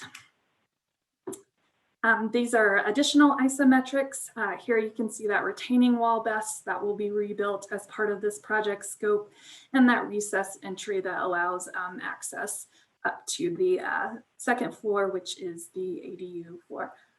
So the applicant has worked significantly with staff to revise this design and make it more compatible with the surrounding historic context. Landmark staff did refer this project to the RNO, but at the time of the staff report and at the time of this meeting, we hadn't received any comment from the RNO on this project. So we are recommending conditional approval with the following conditions: provide details on the reveal of the lap siding and on the tongue and groove siding, provide details on the standing seam metal roof profile, and then provide a wall section to confirm that the windows are inset at least 2 inches into the wall plane, and then provide manufacturer specifications for the light fixtures. Thanks, Brittany. Are there any questions for staff? No. All right. Is the applicant present? Yeah, Jesse's moving them over. Great. So once that's complete, feel free to unmute yourself when you're ready and start with your name and address for the record. You have up to 10 minutes. And Jen, I did put their additional supplemental information. I'm not sure they wanted to present that, so maybe confirm that with them. Yeah, when you unmute, if you could just let us know if you want me to switch the slides, and then you'll have to pause while I do that, and then we'll do the timing. Hi, can you hear me okay? We can hear you, yep. I'm Colleen. I'm the homeowner at 565 North Pennsylvania Street. And would you all like us to switch the slides over? I will leave that up to our architect, Ryan Brown with the Brown Collective. I think it could be helpful to put them up. The only comment that I want to make, I'll keep this pretty short, is to talk about. Hold on. It's just that I need to time you, and I can't do both of those at the same time. So just a second. Understood. That's okay. Thanks. Yeah. And maybe I'll introduce myself while we're in this transition. If you could just wait a second, yeah, until Jen's done. Okay. Thank you. Ready. Great. And this is Ryan Brown, principal with Brown Collective. My address is 1111 Washington Avenue. That's in Golden, Colorado, Suite 200. So I think generally looking through the staff brief, we're agreeable to, mostly everything you guys are requesting for us to provide for the conditional approval. We did want to talk through our thought process with the standing seam metal roof beyond what was already presented. And I think there's some documentation, Jen or Brittany, if you guys can move to slide 5, I believe. I don't know that we need to go through most of this.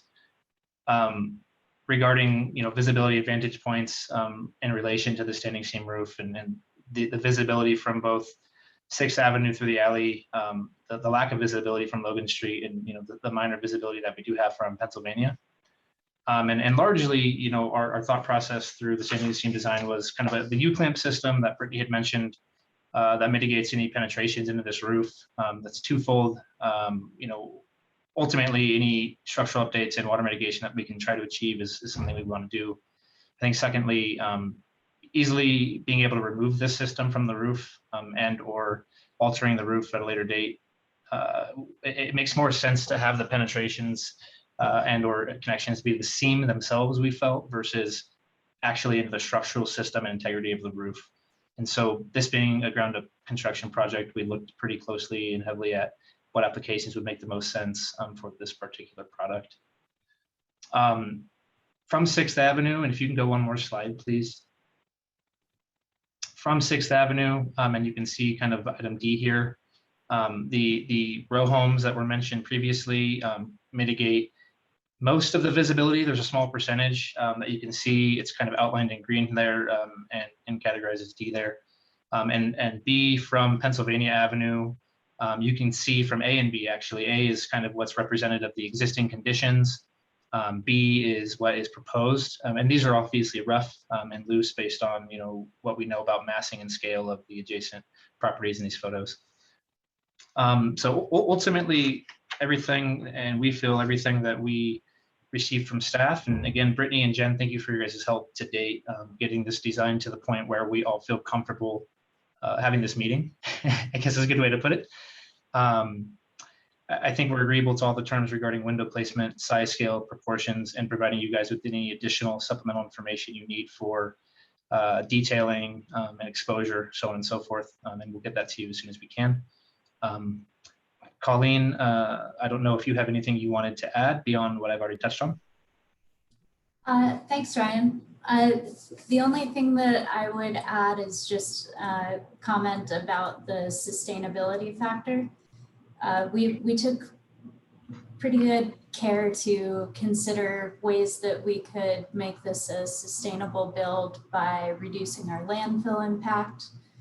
with the demolition of the garage. We found neighbors and local companies who wanted to take the cladding and the unpainted wood, and even the garage door can be recycled to another family. So with that in mind, the standing seam roof is really advantageous, because as compared to a shingle roof, which has a life expectancy of 15 to 20 years, and then it requires some additional permitting to even put those shingles into a landfill, given the chemistry of the composition, compared to a standing seam roof, which has a 50-year life expectancy, and then another 20 to 25 years for mechanical properties. So it could be recycled again at the end of that.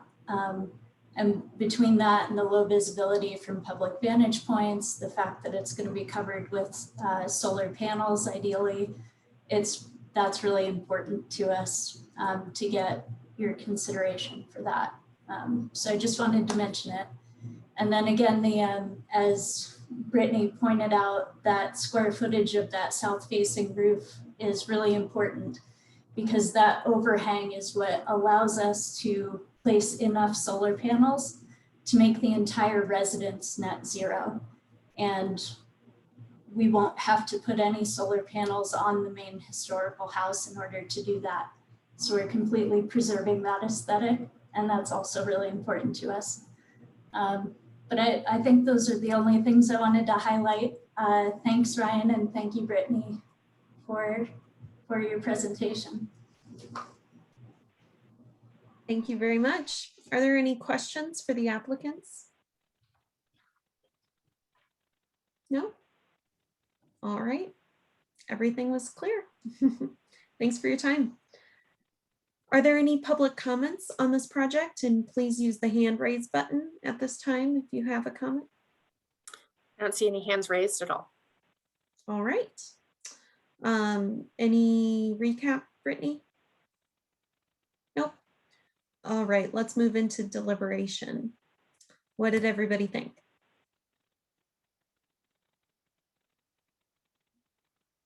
Kelly, I'll start in. This is Brad. I thought the project did a nice job meeting the guidelines. I like the design of it. I think the modern kind of aesthetic works really well. It's of its time. I thought the metal roof, the visibility is pretty minimal, so I agree with the usage of the metal roof. I think that's a good opportunity. And then the idea that all the solar can really go on that building, and it's kind of taking the weight off of the historic building for trying to provide some of that solar. I thought that was a very positive thing. So overall, I was agreed with staff's comments, getting some additional detail and information, but otherwise I didn't have any other concerns. Thanks, Brad. Other comments on the project?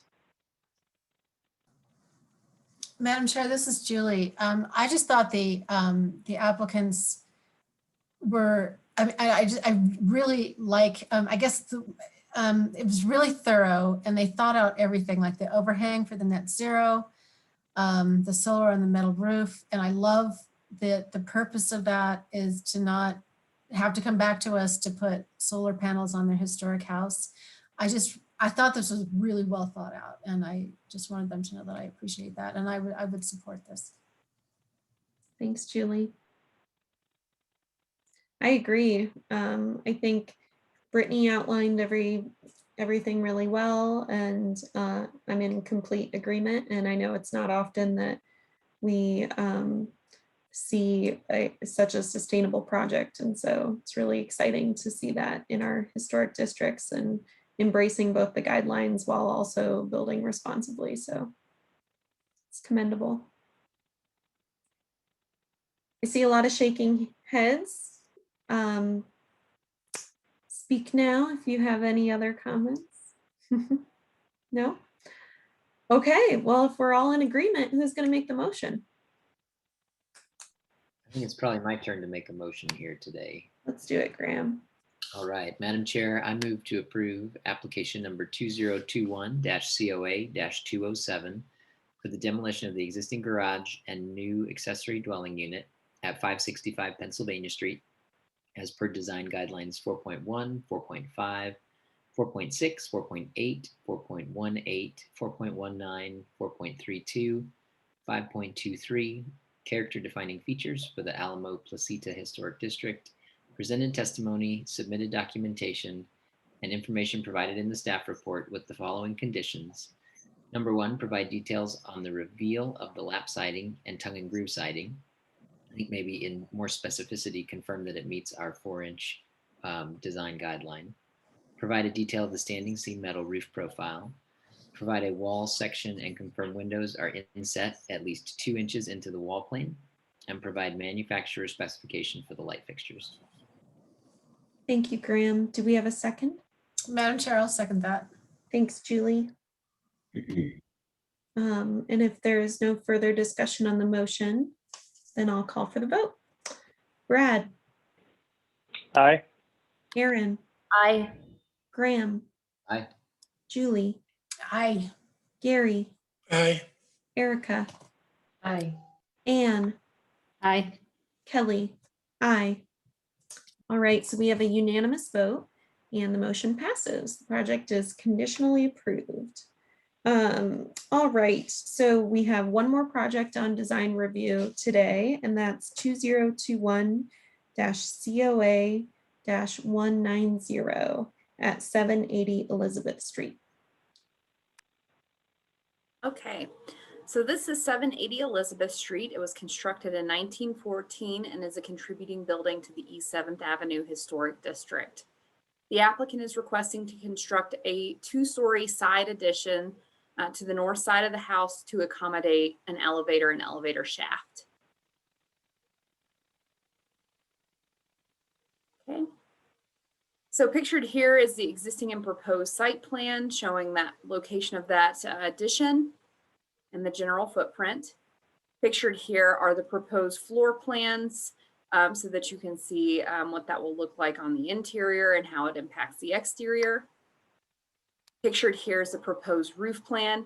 In this picture, you can clearly see that the applicant is requesting to extend the clipped roof over the existing addition instead of making it a separate roof form. It would just tie into that existing roof, that clipped gable end.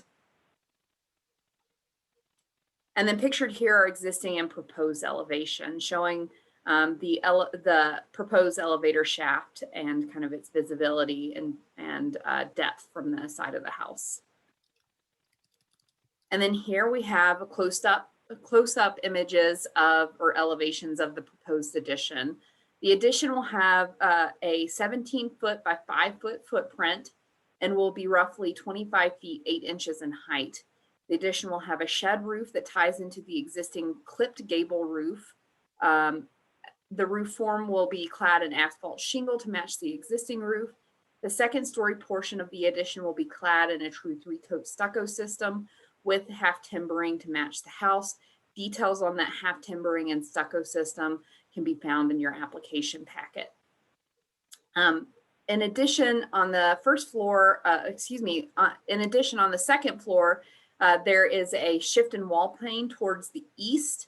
But the shift in wall plane will not be readily visible from public vantage points. I do have an additional 3D view so that you can clearly see that shift in wall plane. The first floor portion of the addition will be clad in standard brick veneer using salvage brick to match the existing. The first floor portion of the addition will tie into the existing rear non-historic addition, and a portion of the existing non-historic addition roof will be expanded beneath the second floor bump out that you can see in this elevation. So here is that 3-dimensional drawing that shows kind of that jog in the wall at the second floor on the addition. We also have an elevation again, and then some detailed section showing a 2-inch inset on the proposed windows for that addition. And then here are some proposed materials and finishes. Again, this includes a detail showing the half timbering, the brick veneer, the proposed doors and windows, as well as the 2-inch inset on the windows, meeting the commission's past requirement for that inset. So finally pictured here is a streetscape study illustrating the impact, the visual impact that the addition will have on the surrounding context, as well as the primary structure. Staff feel that the proposed addition features a form that is subordinate in mass and scale to the primary building. The addition is set back from the front wall of the house and will feature a simple form. The proposed cladding materials, doors, and windows feature proportions that fit with the existing house, and the proposed addition roof is simple extension of the existing clipped gable. The addition is simple in design and recognizable as modern construction while still being compatible with the main house. So for these reasons, staff is recommending approval, citing guidelines 3.1, 3.2, 3.3, 3.5, 3.6, 3.7, 3.8, and 3.9. Thanks, Jesse. Are there any questions for staff? No? All right. Is the applicant present? I'm here on behalf of my clients. Great. And All my right. name is, Yeah, you have up to 10 minutes. Start with your name and address for the record. my name is Beth Hennessy. I'm the architect and contractor for the project. We're getting a lot of feedback. I guess You might have your speaker on your computer as well. How about this? Still there. That's him. It's a little better. It's still echoey. So anyone who's not talking, make sure you're muted. And if you can just double check and make sure that you don't have two microphones going, that'd be great.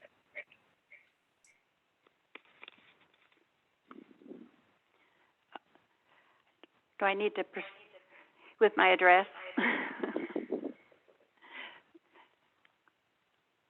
Yes, please. 1560 Glencoe Street, Denver, 80207. And I just wanted to just be here to answer questions. Hopefully the drawings are explanatory.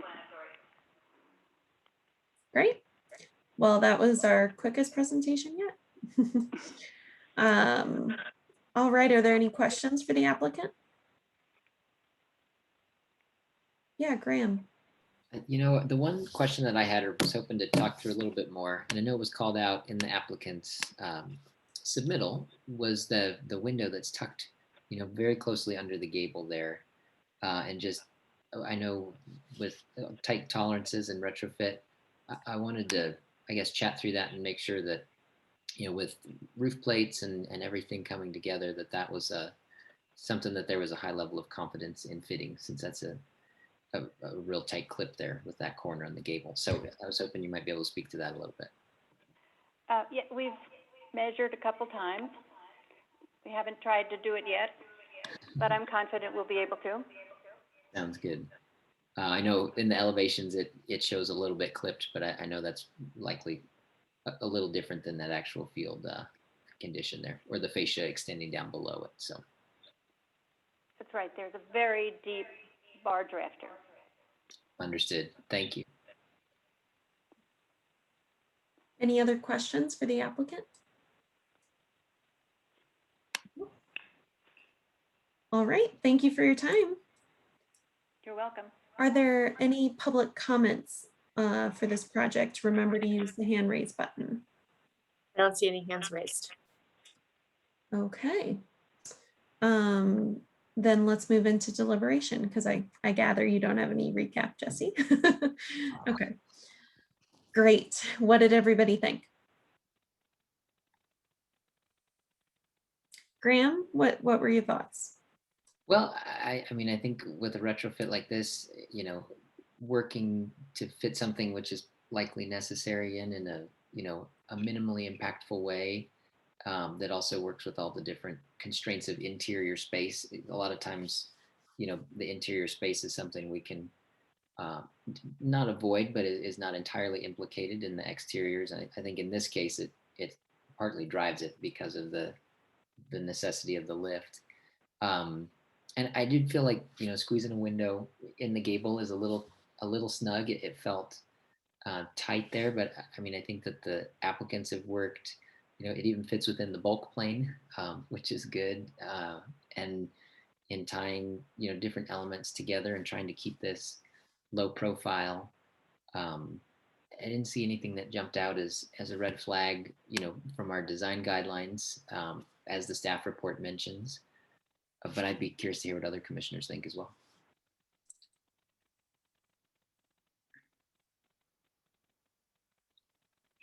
Yeah, what did everybody else think?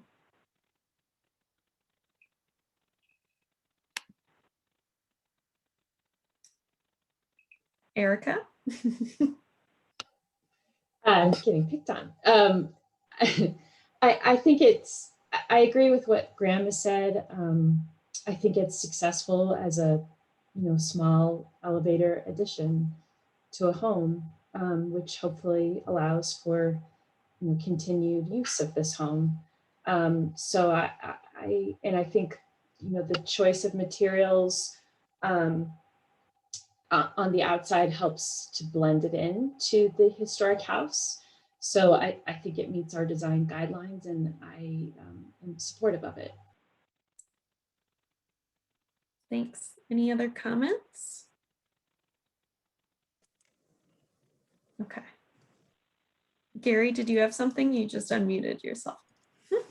I was just going to agree with what's already been said, that this is a modest addition that seems to be very compatible with the existing character of the building. Great. All right. Well, if everyone's in agreement, who's going to make the motion? I can make the motion. Oh, Easy. Erica, did you want to make it? Go for it, Anne. Madam Chair, I move to approve application number 2021-COA-190 for the side addition at 780 Elizabeth Street as per design guidelines 3.1, 3.2, 3.3, 3.5, 3.6, 3.7, 3.8, 3.9, presented testimonies, submitted documentation, and information provided in the staff report. Thank you, Anne. Second. Thank you, Graham, for seconding. So I'll call for the vote. Brad? Aye. Aaron? Aye. Graham? Aye. Julie? Aye. Gary? Aye. Erica? Aye. Anne? Aye. Kelly? Aye. All right, we have a unanimous vote and the motion passes and the project is approved. Thanks for your time. That's the end of our design review agenda. Jen, are there any business or discussion items? No, the only business item to bring up is that Emily requested that when you close the meeting, that you say the time for her reference. That's it. Gotcha. And also this seems to be working well with efficiency. Great job there. And based on our previous conversation. Yeah, thank you everybody for keeping very on task. The head nod goes a long way, right? That's a good. Yes. Gary, did you just raise your hand a second ago? I did, but after you said we were going to be punctual, I will keep my comments to myself. It'll come up later. Okay. It's a general question related to standards, but some other time. Are you sure you don't want to ask, since it's an earlier meeting? Don't tag on to a long one. All right, well, if you want to keep that to yourself for now, Gary, I understand, and we'll just make this super efficient. Okay, so it's 3:45 and I will close the meeting. Thanks, everybody.